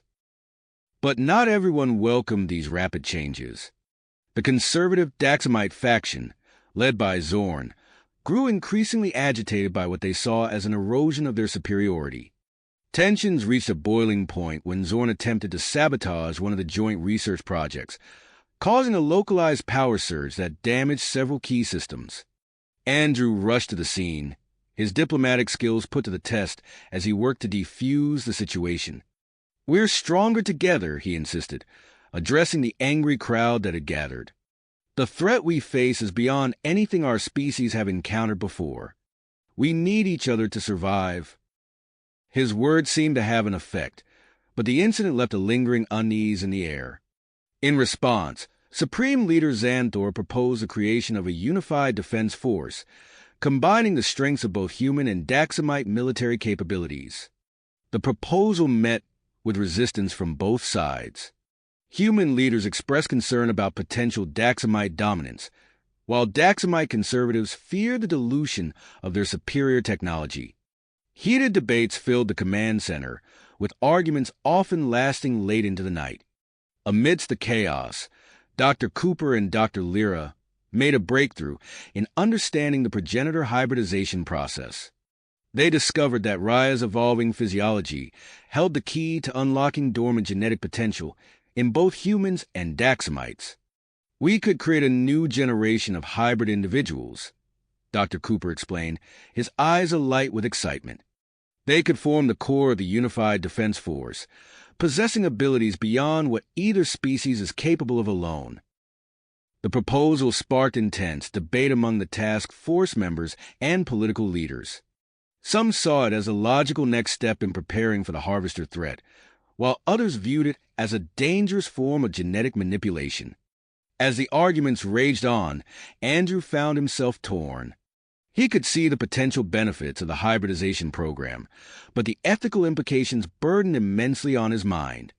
Moreover, the constant pressure and scrutiny of his leadership role left little time for him to process his own feelings on the matter. Late one night, as he stood alone in the command center, staring at the holographic display of the progenitor network, Andrew came to a decision. He would volunteer for the experimental hybridization process himself. The next morning, he announced his intention to the assembled task force. The room erupted into chaos, with voices raised in shock, admiration, and outrage. Raya stared at him, her expression a mix of love, fear, and understanding. As the preparations for the procedure began, Andrew felt a sense of calm settle over him. Whatever the outcome, he knew this was a necessary step toward uniting their species and facing the cosmic threat that loomed on the horizon. The hybridization chamber, a specially constructed unit within the progenitor structure, hummed with energy as Andrew stepped inside. He cast one last look at Raya, who stood at the control panel, her face a mask of tenacity. As the chamber sealed shut and the process began, Andrew felt a surge of energy course through his body. His last conscious thought before the world dissolved into light was of the future they were fighting for. A future where humans and Daxamites stood as one against the coming storm. Storm. As the chamber filled with a blinding light, Andrew felt his consciousness slipping away, his body tingling with an otherworldly energy. When Andrew's eyes fluttered open, he found himself lying on an examination table, surrounded by the concerned faces of Dr. Cooper, Dr. Lyra, and Raya. The room swam into focus, revealing the familiar interior of the research facility. "How do you feel?" Dr. Cooper asked, leaning in to examine Andrew's eyes with a penlight. Andrew sat up slowly, surprised by the ease with which his body moved. "Different," he replied, flexing his fingers. "Stronger, somehow." Dr. Lyra nodded, tapping on a tablet. "Your physical parameters have increased significantly. We're seeing enhancements in strength, speed, and sensory acuity that surpass both human and Daxamite baselines." As Andrew swung his legs off the table, Raya stepped forward, her eyes filled with a mix of relief and curiosity. "Can you stand?" she asked, offering her hand. Andrew took it, marveling at the new sensations coursing through his body. As he stood, he felt a surge of energy, as if every cell in his body was humming with power. He took a tentative step, then another, each movement feeling more natural than the last. "Incredible," Dr. Cooper breathed, watching Andrew move across the room with fluid grace. "The hybridization process seems to have integrated perfectly." A low rumble interrupted their observations, drawing their attention to a holographic display on the far wall. The countdown timer projected by the crystal core continued its relentless march, each passing second a stark reminder of the looming threat. Supreme Leader Xanthor's face appeared on a nearby screen, his expression grave. "Andrew, I trust you're recovering well. We need to accelerate our preparations. I've authorized the construction of a new training facility adjacent to the progenitor structure. We need to start building our unified defense force immediately." Andrew nodded, feeling the weight of responsibility settling on his newly enhanced shoulders. "Understood. We'll begin recruitment and training as soon as possible." As the days passed, Andrew underwent a battery of tests to assess his new abilities. He marveled at his increased strength as he effortlessly lifted weights that would have been impossible before. His reflexes were tested in simulated combat scenarios, his movements a blur even to the high-speed cameras recording the sessions. Meanwhile, Dr. Elena Reeves and her team made a startling discovery in the ever-expanding hybrid ecosystem surrounding the Australian site. They found a new type of fruit growing on the altered plant life, its vibrant colors unlike anything seen on Earth before. "The energy readings from these fruits are off the charts," Dr. Reeves reported during a briefing. She held up a small, iridescent object that pulsed with an inner light. "Initial tests show that consuming them temporarily enhances physical abilities in both humans and Daxamites." As Andrew listened to the report, he felt a tingling sensation spreading through his body. Without warning, a pulse of electromagnetic energy surged from him, causing nearby screens to flicker and alarms to blare. Dr. Cooper rushed over, concern etched on his face. "Are you all right?" Andrew nodded, looking at his hands in bewilderment. "I think so. What just happened?" "It seems your hybridization has some unexpected side effects," Dr. Lyra observed, studying the readings on her tablet. "You're emitting low-level electromagnetic pulses. We'll need to run more tests to understand the full extent of this ability." As the research team worked to unravel the mysteries of Andrew's new physiology, Raya approached him with a determined look in her eyes. "I want to propose something to the task force," she said, her voice low and intense. "We need to create an elite group of hybrid individuals to lead our unified defense force. I volunteer to oversee the selection and hybridization process myself." Andrew studied her face, seeing the same commitment that had driven him to undergo the procedure. "Are you sure about this? The process isn't without risks." Raya nodded, her lips pursed. We don't have the luxury of caution anymore. The harvesters are coming, and we need every advantage we can get. Their conversation was interrupted by an urgent message from Supreme Leader Xanthor. The conservative Daxamite faction, led by Zorn, had attempted to seize control of one of the progenitor sites on Daxam. The situation was rapidly escalating into a dangerous standoff. Andrew, I need you to head to Daxam immediately, Xanthor ordered. Your unique status as a human Daxamite hybrid might help defuse the situation. Use your diplomatic skills, but be prepared for anything.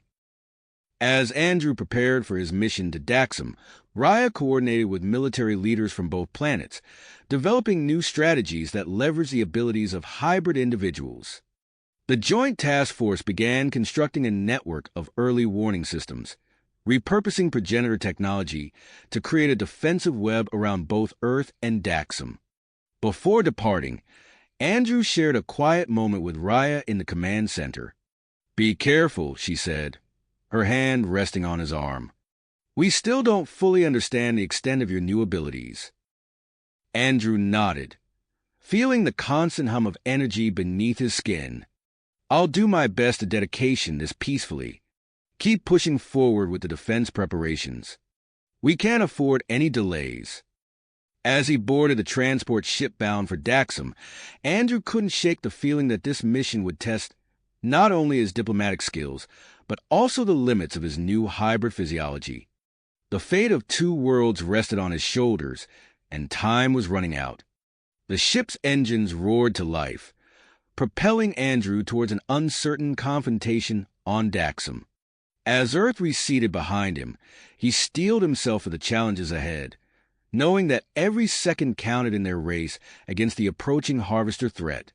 The transport ship carrying Andrew docked smoothly at the Daxamite space station orbiting their homeworld. As he disembarked, he was greeted by a tense delegation of Daxamite officials, their faces etched with concern. The situation on the surface has deteriorated, reported Commander Vex, a senior member of Xanthor's security force. Zorn's faction has barricaded themselves inside the progenitor site, threatening to destroy it if their demands aren't met. Andrew's enhanced senses picked up on the subtle shifts in the commander's body language, revealing the full extent of the crisis. What are their demands? He asked, already formulating strategies as they moved swiftly through the station's corridors. They want an immediate halt to all hybridization efforts and the dismantling of the Joint Task Force, Vex replied, his voice tight with frustration. They claim we're diluting our superior Daxamite heritage. As they approached the shuttle bay, Andrew felt a surge of electromagnetic energy course through his body. He took a deep breath, focusing on controlling the newfound power flowing within him. We need to get down there immediately. Every moment we delay gives Zorn more time to consolidate his position. The descent to Daxam's surface was tense, with Andrew using the time to gather more intelligence on the situation. As the shuttle broke through the planet's atmosphere, he caught his first glimpse of the progenitor site, a massive crystalline structure that pulsed with an otherworldly energy. Upon landing, Andrew was met by a group of loyal Daxamite soldiers. Their leader, Captain Tora, provided a quick briefing. Zorn has about 50 followers inside the complex. They've somehow managed to override the security protocols and are threatening to overload the core if we attempt to breach the perimeter. Andrew nodded, his mind racing. We need to open a dialogue. Get me a direct line to Zorn. As the communication link was established, Andrew stepped forward, his voice calm and measured. Zorn, this is Andrew Shaw. I'm here to negotiate a peaceful resolution. There was a moment of silence before Zorn's voice crackled through the speakers, dripping with disdain. The human hybrid dares to speak for Daxam? Your very existence is an affront to our people. Andrew remained unfazed. I'm not here to speak for Daxam. I'm here to ensure the survival of both our species. The harvester threat is real, and it's coming for all of us. We need to work together if we hope to survive. As he spoke, Andrew felt a familiar tingling sensation spreading through his body. Without warning, a pulse of electromagnetic energy surged from him, causing nearby equipment to flicker and spark. Captain Tora looked at him with a mix of awe and concern. What was that? Andrew flexed his fingers, feeling the power coursing through him. A side effect of the hybridization process. It might just give us an edge. Turning his attention back to the negotiations, Andrew continued to reason with Zorn, appealing to his sense of duty and love for Daxam. As the conversation progressed, he slowly edged closer to the progenitor site's entrance, his enhanced senses scanning for weaknesses in the barricade. Suddenly, alarms blared across the complex. Zorn's voice came through the speakers, panic evident in his tone. What have you done? The core is destabilizing. Andrew's mind raced. His inadvertent energy pulse must have interfered with the delicate balance of the progenitor technology. Without hesitation, he sprinted towards the entrance, his hybrid physiology allowing him to move at incredible speed. I'm coming in to help, he shouted, using his enhanced strength to pry open the sealed doors. Inside, chaos reigned.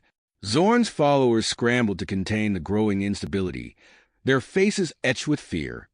Andrew pushed through the crowd, making his way to the central chamber where the pulsing core of the progenitor site resided. Zorn stood before the swirling mass of energy, his hands hovering over a control panel. He turned to Andrew, desperation in his eyes. Stay back. I'll handle this myself. But Andrew could see that Zorn's actions were only making the situation worse. Drawing on his newfound abilities, he focused on the electromagnetic field surrounding the core. With careful concentration, he began to manipulate the energy, guiding it back into a stable configuration. The room hummed with power as Andrew worked, sweat beading on his brow. Zorn watched in amazement as the hybrid's efforts gradually brought the core under control. As the last flickers of unstable energy dissipated, a hush fell over the chamber. Andrew turned to Zorn, his voice firm but compassionate. Do you see now? This is why we need to work together. The power we're dealing with is beyond any one species to control. Zorn's shoulders slumped in defeat. I was wrong. I let my fear and pride cloud my judgment. As Zorn's followers began to lay down their weapons, Andrew activated his communicator. The situation is under control. We're coming out. Outside, cheers erupted as Andrew emerged with Zorn and his group. Captain Tora approached, a look of relief on her face. Well done. Supreme Leader Xanthor will be pleased to hear of your success. But Andrew's expression remained serious. This was just one crisis averted. We need to get back to Earth immediately. The real threat is still coming, and we have a lot of work to do.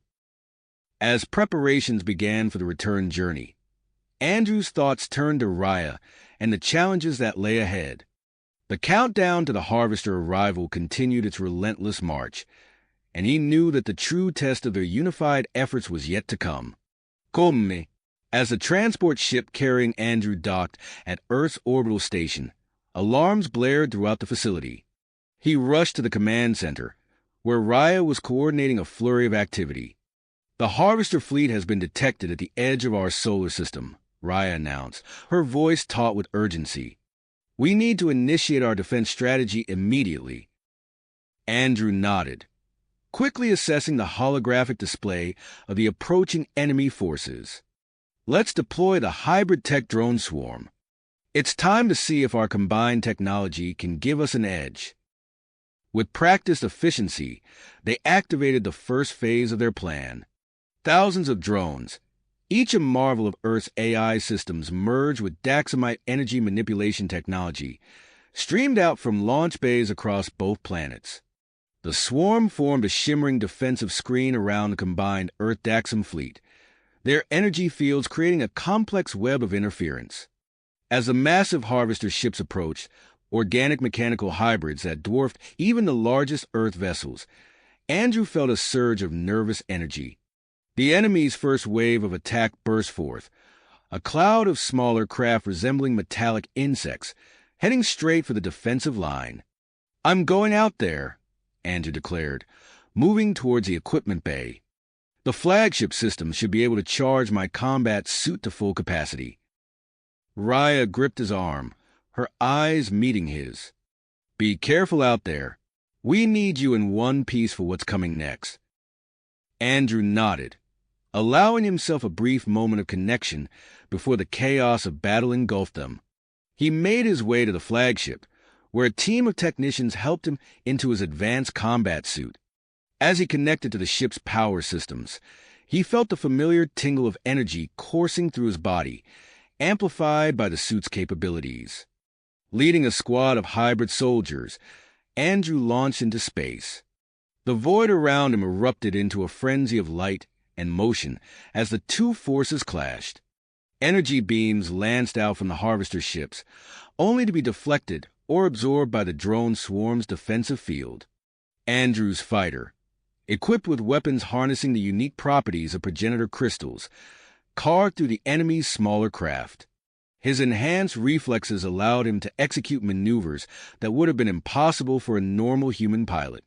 Energy crackled around his ship as he absorbed and redirected incoming fire, turning the harvester's attacks against them. On the planetary surfaces, Raya oversaw the activation of the energy tower network. The hastily constructed structures hummed to life, drawing power from the expanding hybrid ecosystem. A translucent shield shimmered into existence around both Earth and Daxam, just in time to deflect the initial barrage of harvester energy weapons.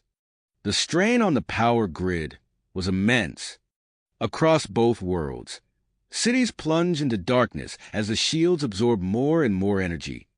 Raya's voice crackled over the comms, tension evident in her tone. "The shields are holding, but we're experiencing widespread blackouts. We need to find a way to boost our power output." As if in answer to her concerns, Dr. Elena Reeves' face appeared on a nearby screen. "We've made a breakthrough," she announced, holding up one of the iridescent hybrid fruits. "These contain compounds that can temporarily grant enhanced abilities to humans and Daxamites. We're implementing a distribution plan now, prioritizing our defenders and essential personnel." The battle in space intensified. Andrew's squad pushed back wave after wave of harvester fighters, but the enemy's capital ships loomed ever closer. Suddenly, a new threat emerged. The harvesters launched salvos of pods, each containing a payload of nanobots designed to corrupt the hybrid ecosystem.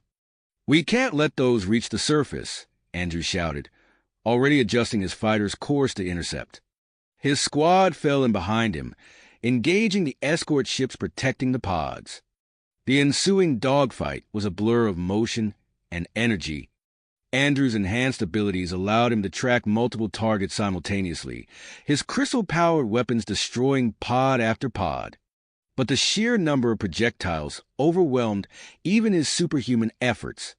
Several pods slipped past the defenses, breaching the atmosphere of both Earth and Daxam.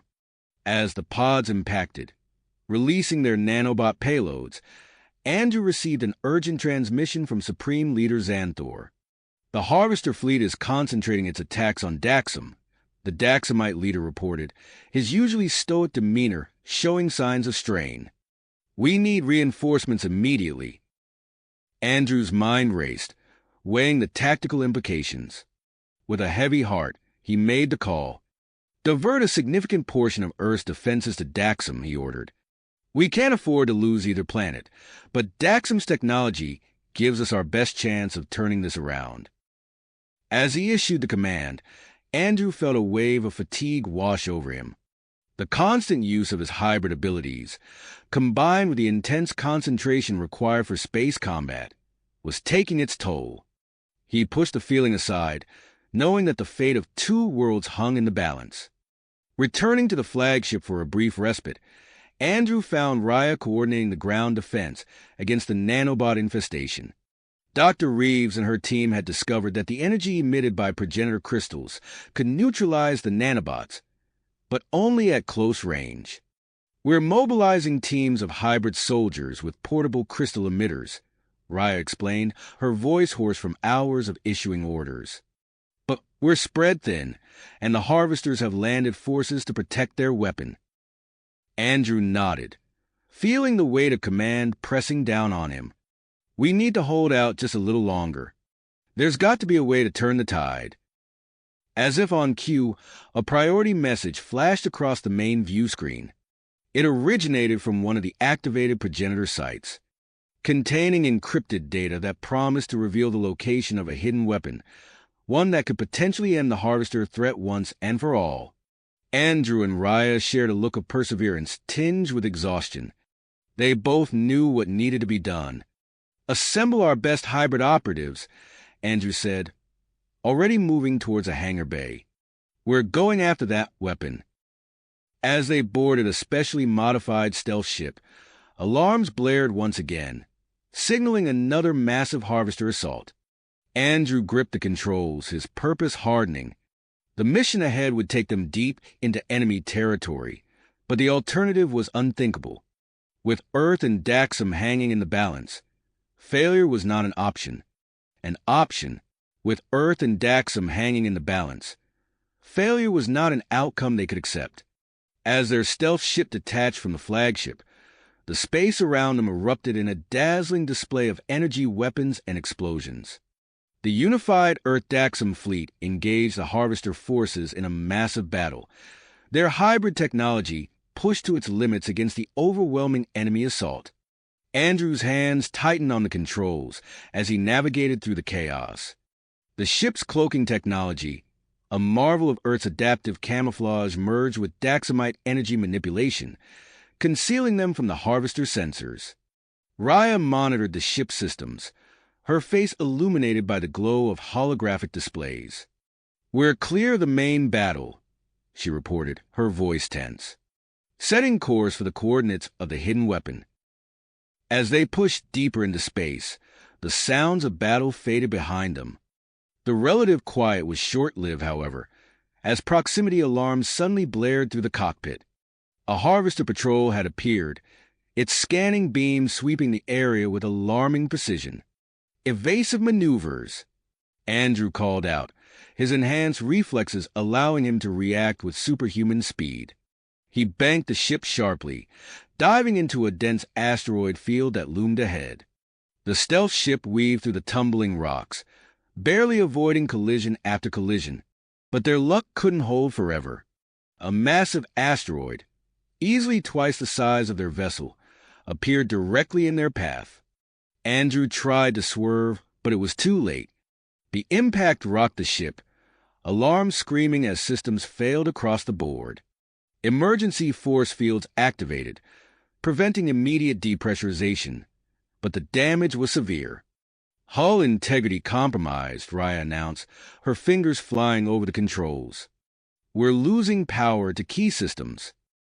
Andrew unbuckled his harness, moving towards the airlock. "I'm going out there. We need those repairs done now, or we're sitting ducks." Donning his combat suit, Andrew cycled through the airlock and emerged into the void of space. The sight of the Harvester patrol ships in the distance, still searching for them, sent a chill down his spine. He pushed the thought aside, focusing on the task at hand. As Andrew worked to repair the damaged hull, he felt a strange tingling sensation spreading throughout his body. His hybrid physiology was reacting to the ambient cosmic radiation, temporarily boosting his energy manipulation abilities. He channeled this newfound power into his work, his hands glowing faintly as he sealed breaches and rerouted power conduits. Inside the ship, Raya's attention was drawn to an anomalous energy reading on her scanners.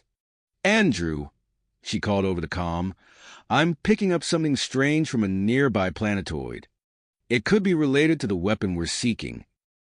Andrew finished the last of the repairs and re-entered the ship. As he removed his helmet, he nodded to Raya. "Let's check it out. We can't afford to leave any stone unturned." They approached the planetoid cautiously, their sensors probing its rocky surface. As they drew closer, A hidden entrance revealed itself, a progenitor outpost, concealed from casual observation.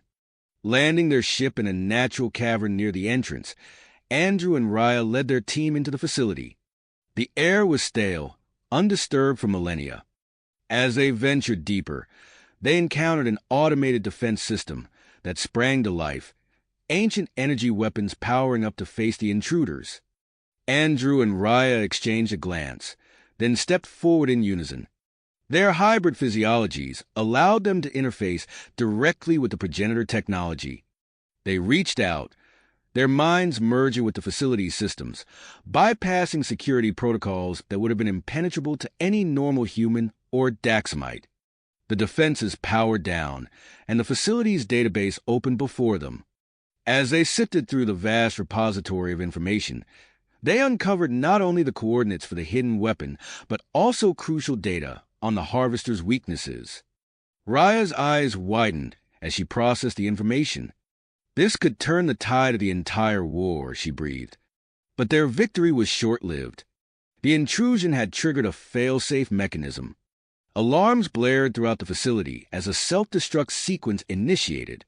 "Download what you can," Andrews shouted, already herding their team back towards the exit. "We need to get out of here now." As they ran, Raya managed to transfer a portion of the progenitor database into her combat suit systems. They reached their ship just as the first explosions rocked the outpost. Taking off in a hurry, they narrowly escaped as the planetoid erupted in a massive detonation behind them. The explosion, however, had not gone unnoticed. A group of Harvester ships appeared on their scanners, closing in fast. "So much for stealth," Andrew muttered, taking the helm. "Everyone battle station." What followed was a frantic space battle, their single ship against a squadron of Harvester vessels. Andrew's piloting skills, enhanced by his hybrid abilities, allowed them to outmaneuver the larger ships. Their advanced weapons, powered by progenitor crystals, carved through the Harvester hulls. But they were outnumbered and outgunned. Hit after hit rocked their ship, systems failing one by one. As alarms blared and smoke filled the cockpit, Andrew made a desperate decision. "Raya, take the helm," he ordered, moving towards the engine room. "I'm going to try something crazy."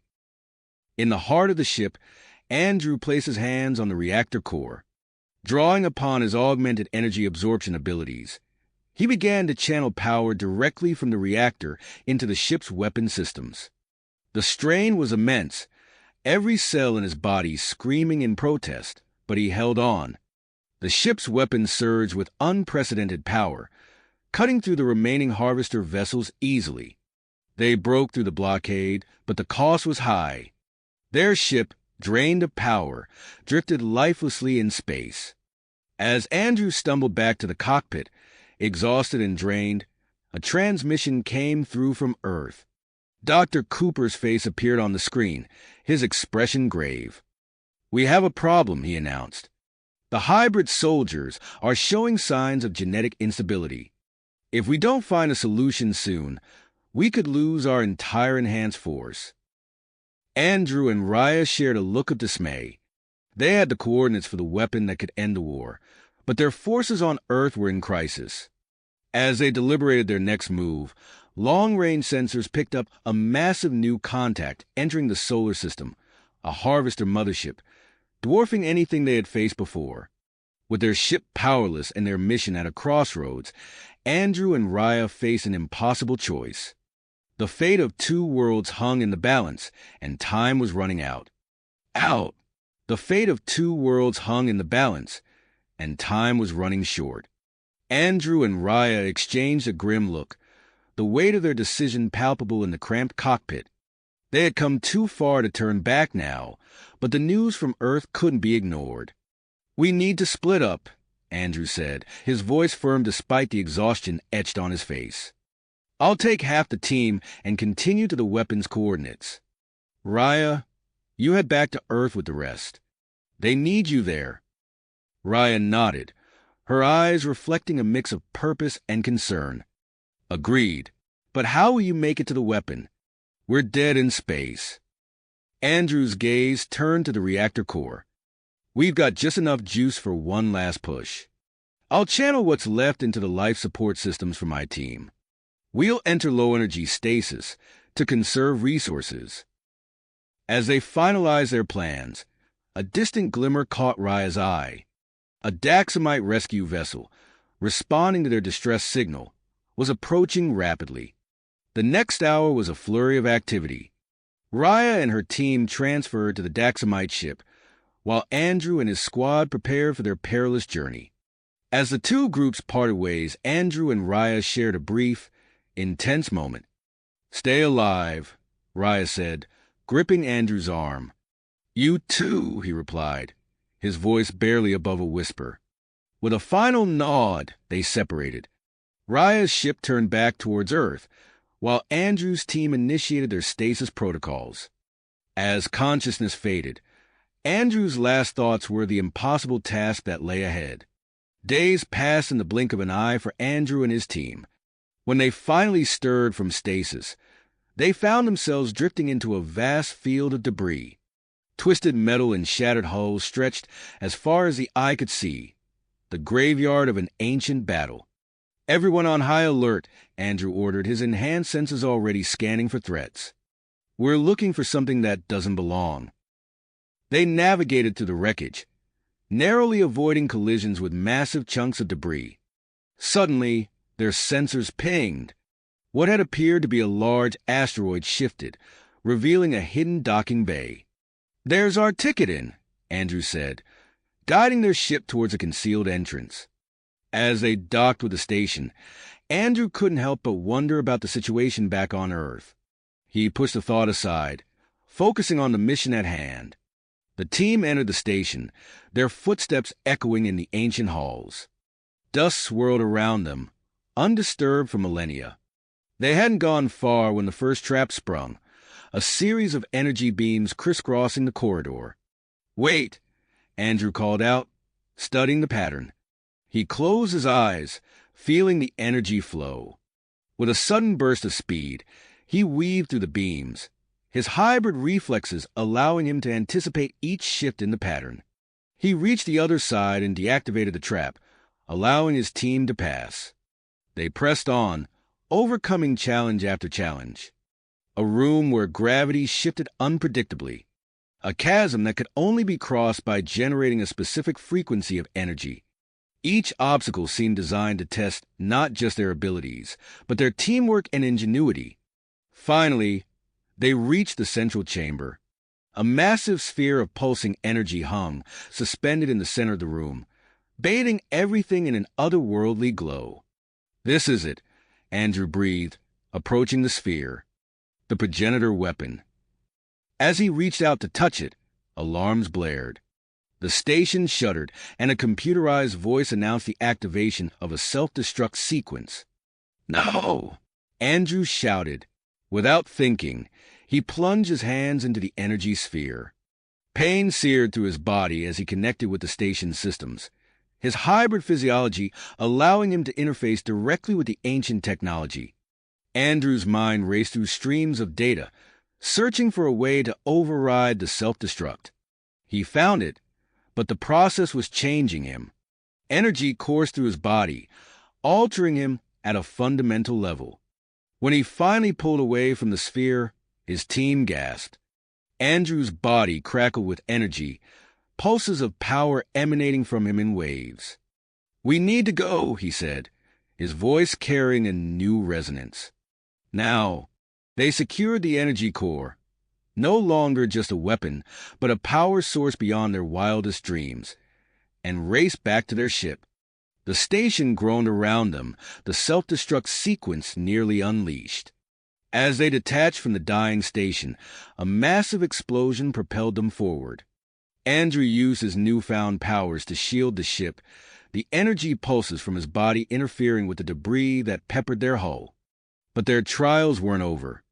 As they sped towards the solar system, a squadron of harvester ships appeared on their sensors, closing fast. "They must have detected the explosion," one of the team members said, fear evident in his voice. Andrew took the helm, his hands crackling with energy as they touched the controls. Then let's show them what this new power can do. As they raced towards Earth and Daxam, pursued by the harvesters, Andrew's mind turned to Raya and the battles being fought on their home planets. He could only hope they had found a way to turn the tide, and that they would be ready for the game-changing power they were bringing home. The ship accelerated, pushing deeper into the solar system. The harvester fleet loomed behind them, weapons charging. Ahead lay the blockade, surrounding Earth and Daxam. Andrew gripped the controls tighter, energy pulsing through the ship. They were in for one hell of a fight. Fight! Andrew gritted his teeth, his hands crackling with newfound energy as he pushed the ship to its limits. As they approached Earth's orbit, the true scale of the harvester blockade became apparent. A wall of massive ships loomed before them, their weapons already tracking Andrew's vessel. "Brace for impact," Andrew shouted, his body glowing with an otherworldly light. Just as the first volley of harvester fire erupted towards them, Andrew thrust his hands forward. A shimmering dome of energy enveloped their ship, deflecting the incoming barrage in a spectacular display of light and power. The ship's computer chimed with multiple proximity alerts as Andrew weaved through the blockade. Harvester vessels closed in from all sides, trying to box them in. But with each evasive maneuver, Andrew's connection to the ship seemed to deepen. He felt every vibration, every subtle shift in the engines, as if they were extensions of his own body. "We're not going to make it," one of the team members cried out as a particularly massive harvester ship moved to intercept them. Andrew's eyes flashed with purpose. "Yes, we are," he growled, his voice resonating with power. He poured more energy into the shield, stretching it into a wedge shape ahead of the ship. The harvester vessel's hull screamed and buckled as they sliced through it, emerging on the other side in a shower of debris and escaping atmosphere. With a final burst of speed, they broke through the blockade and plunged into Earth's atmosphere. The ship's hull glowed red-hot as they descended, but Andrew's energy shield held firm, protecting them from the worst of the re-entry heat. They touched down in the transformed Australian outback, the ship's landing struts sinking into the alien vegetation that now covered the landscape. As the hatch opened, Andrew stumbled out, his body still crackling with residual energy. He looked up to see a familiar face approaching. "Raya," he breathed, a mix of relief and joy washing over him. She ran to him, her eyes wide with concern and amazement. "Andrew, what happened to you?" Before he could answer, Dr. Cooper and a team of researchers rushed forward, their eyes fixed on the pulsing energy core that Andrew's team was carefully unloading from the ship.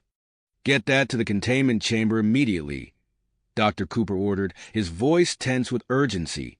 As the core was whisked away, he turned to Andrew. "We need to run some tests on you, son.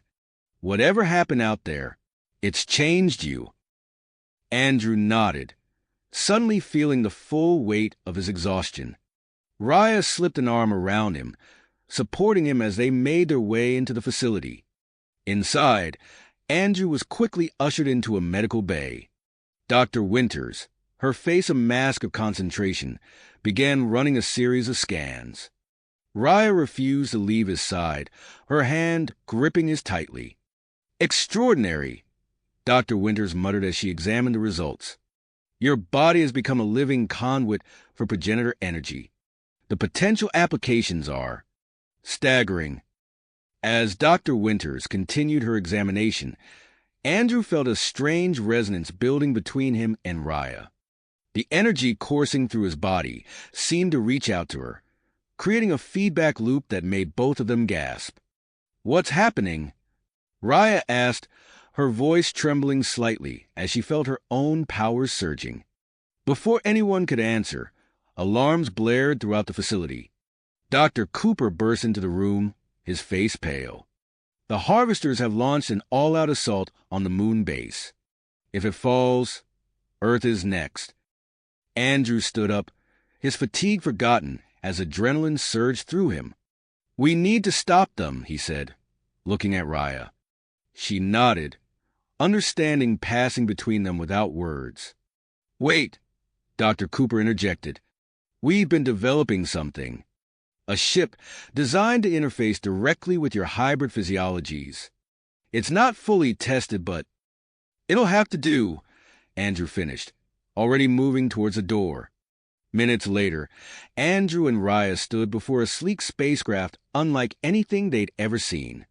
Its hull seemed to pulse with a combination of human and Daxamite technology, responding to their mere presence. As they boarded the ship, Andrew felt it come alive around him. The controls melded with his thoughts, the ship becoming an extension of his will. Raya took her place beside him, their energies intertwining and amplifying each other. "Ready?" Andrew asked, glancing at Raya. She met his gaze, her eyes shining with a mixture of fear and willpower. "Let's save the world." The ship shot out of the hangar, streaking towards the moon. As Earth fell away behind them, Andrew and Raya prepared themselves for the battle that would determine the fate of two worlds.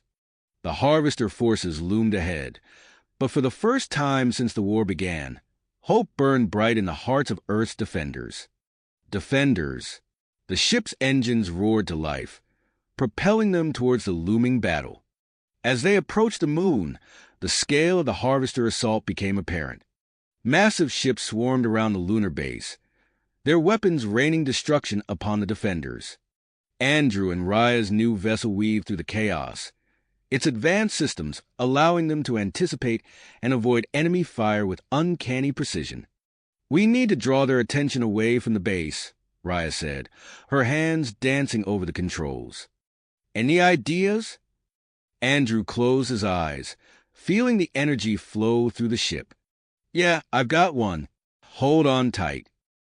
He poured his newfound power into the ship's systems, causing it to glow with an intense, pulsating light.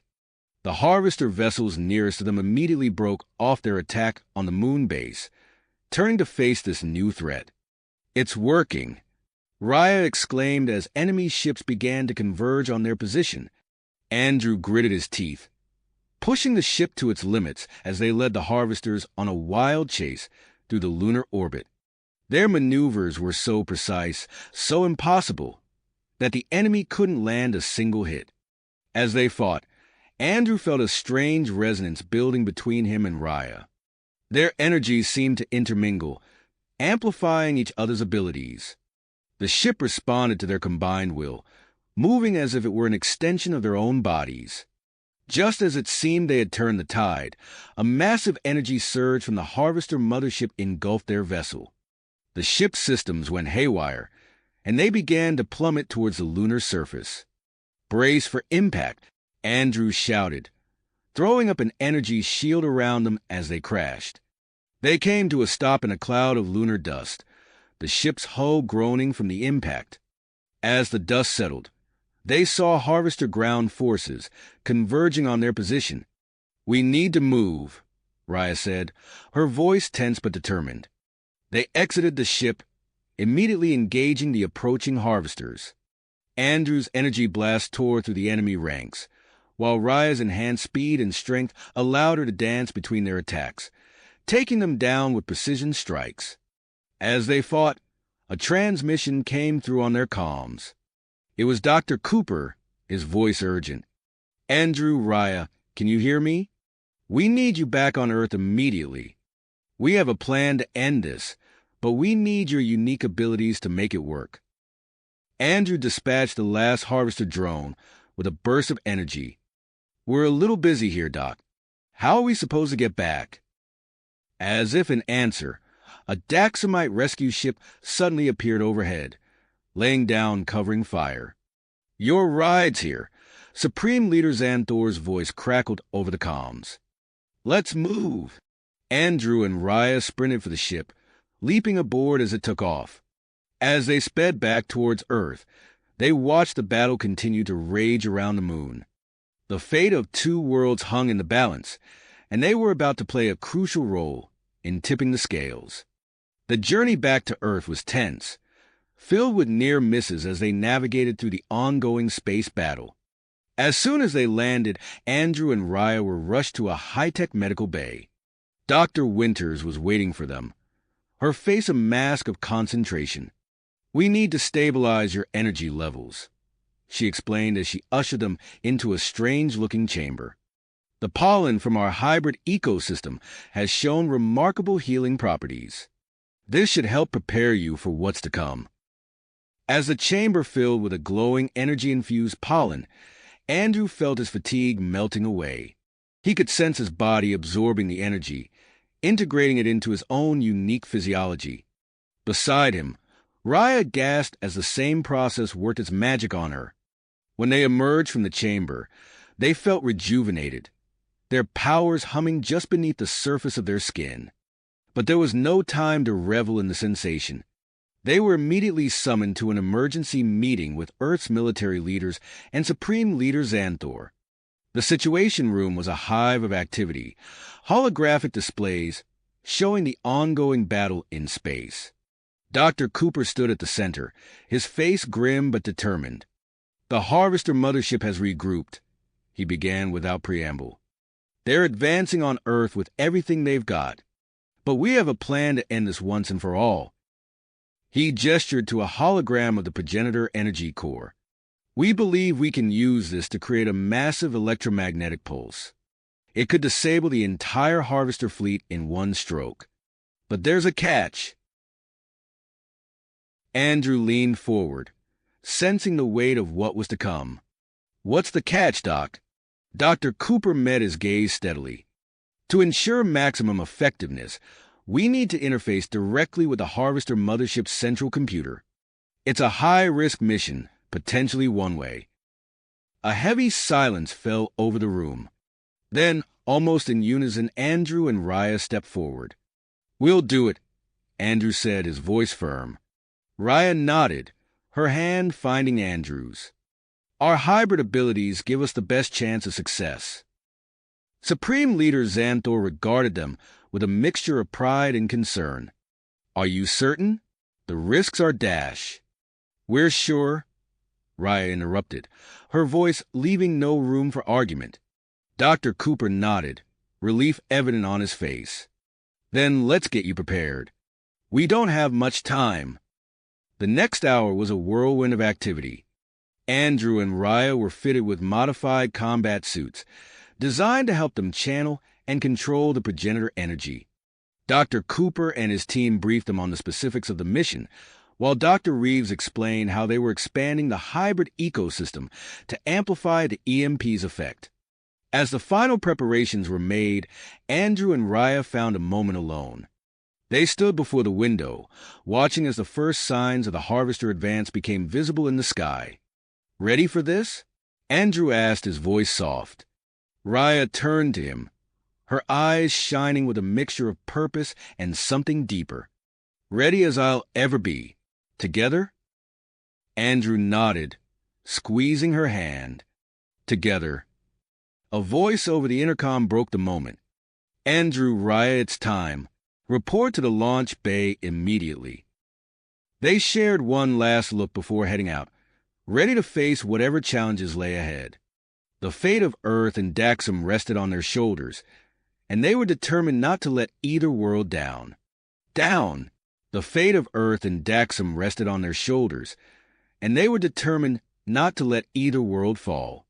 As they approached the Harvester mothership, the enormity of their task became apparent. The massive vessel loomed before them, its surface filled with weapons and defense systems. Andrew and Raya shared a determined look before initiating their daring plan. Using their combined powers, they created a protective energy bubble around their ship, allowing them to slip past the mothership's outer defenses. They maneuvered through a maze of corridors and hangar bays, their hybrid physiology giving them an intuitive understanding of the alien technology. Finally, they reached the central computer core. Andrew interfaced with the system, his body crackling with energy as he uploaded the EMP program. Raya stood guard, her enhanced senses alert for any sign of danger. Suddenly, alarms blared throughout the ship. The harvesters had detected their presence and were converging on their location. Raya spun into action, her movements a blur as she fought off wave after wave of harvester drones. "How much longer?" she called out, her voice strained as she dispatched another group of attackers. Andrew gritted his teeth, pushing more energy into the interface. Almost there. Just a few more seconds. As the last of the data uploaded, a massive surge of energy coursed through the ship. The lights flickered, and for a moment, everything went silent. Then, with a deafening roar, the EMP activated, sending out a massive shockwave that engulfed the entire harvester fleet. The force of the blast threw Andrew and Raya apart.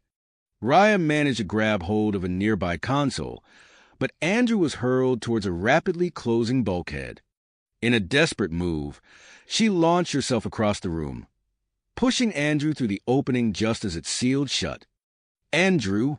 Raya screamed, pounding on the sealed door. But it was too late. They were separated, with Andrew trapped in the rapidly destabilizing core of the mothership. Raya's mind raced as she tried to find a way to reach Andrew. She could feel the ship breaking apart around her, the EMP having devastated its systems.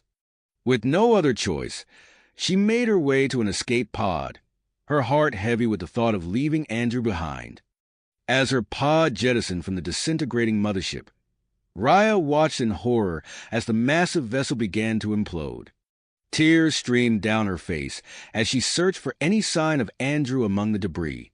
The Daxamite rescue ship arrived moments later, retrieving Raya's escape pod. As soon as she was aboard, she frantically scanned the area for any trace of Andrew.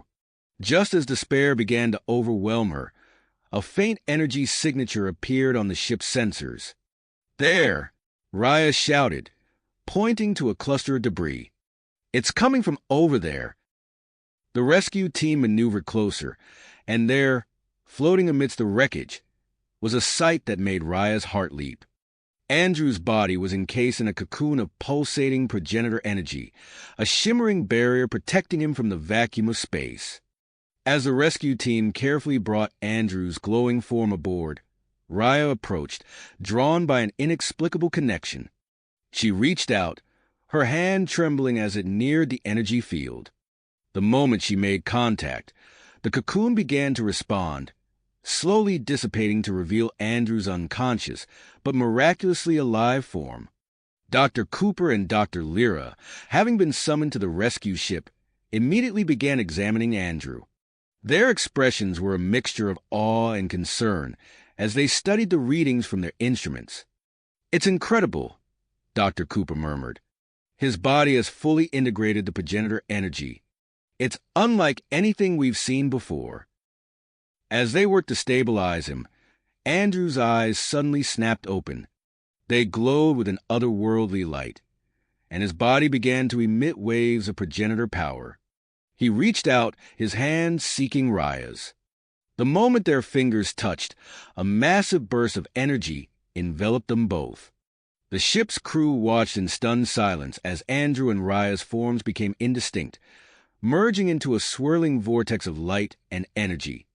When the radiance finally subsided, Andrew and Raya stood before the astonished onlookers transformed. Their skin shimmered with an iridescent glow, and their eyes reflected the vastness of the cosmos. They had become living conduits of progenitor energy. Their hybrid physiologies evolved to a new level of existence. As they gazed at each other, a new form of communication blossomed between them. Without words, they shared thoughts, feelings, and a profound understanding of their new state of being. But their connection extended beyond just each other. They could sense the remnants of the Harvester collective consciousness, a vast network of information and experiences spanning millennia. Through this unexpected link, Andrew and Raya began to understand the true nature of the Harvesters, their history, their desperate quest for survival, and the forces that had driven them to conquest. With this knowledge came a spark of an idea, a potential solution that could end the conflict once and for all. They turned to face the gathered crew, their voices resonating with newfound power and purpose. "We have a way to end this war. Andrew began, his words carrying the weight of their shared vision. Raya continued, her voice intertwining with Andrew's. But it will require trust, cooperation, and a willingness to forge a new path forward for all of us. As they began to explain their radical proposal, the rescue ship turned back towards Earth. The future of three species now hung in the balance, with Andrew and Raya standing at the threshold of a new era, one that promised either unprecedented peace or unimaginable consequences. You have reached the end of the story.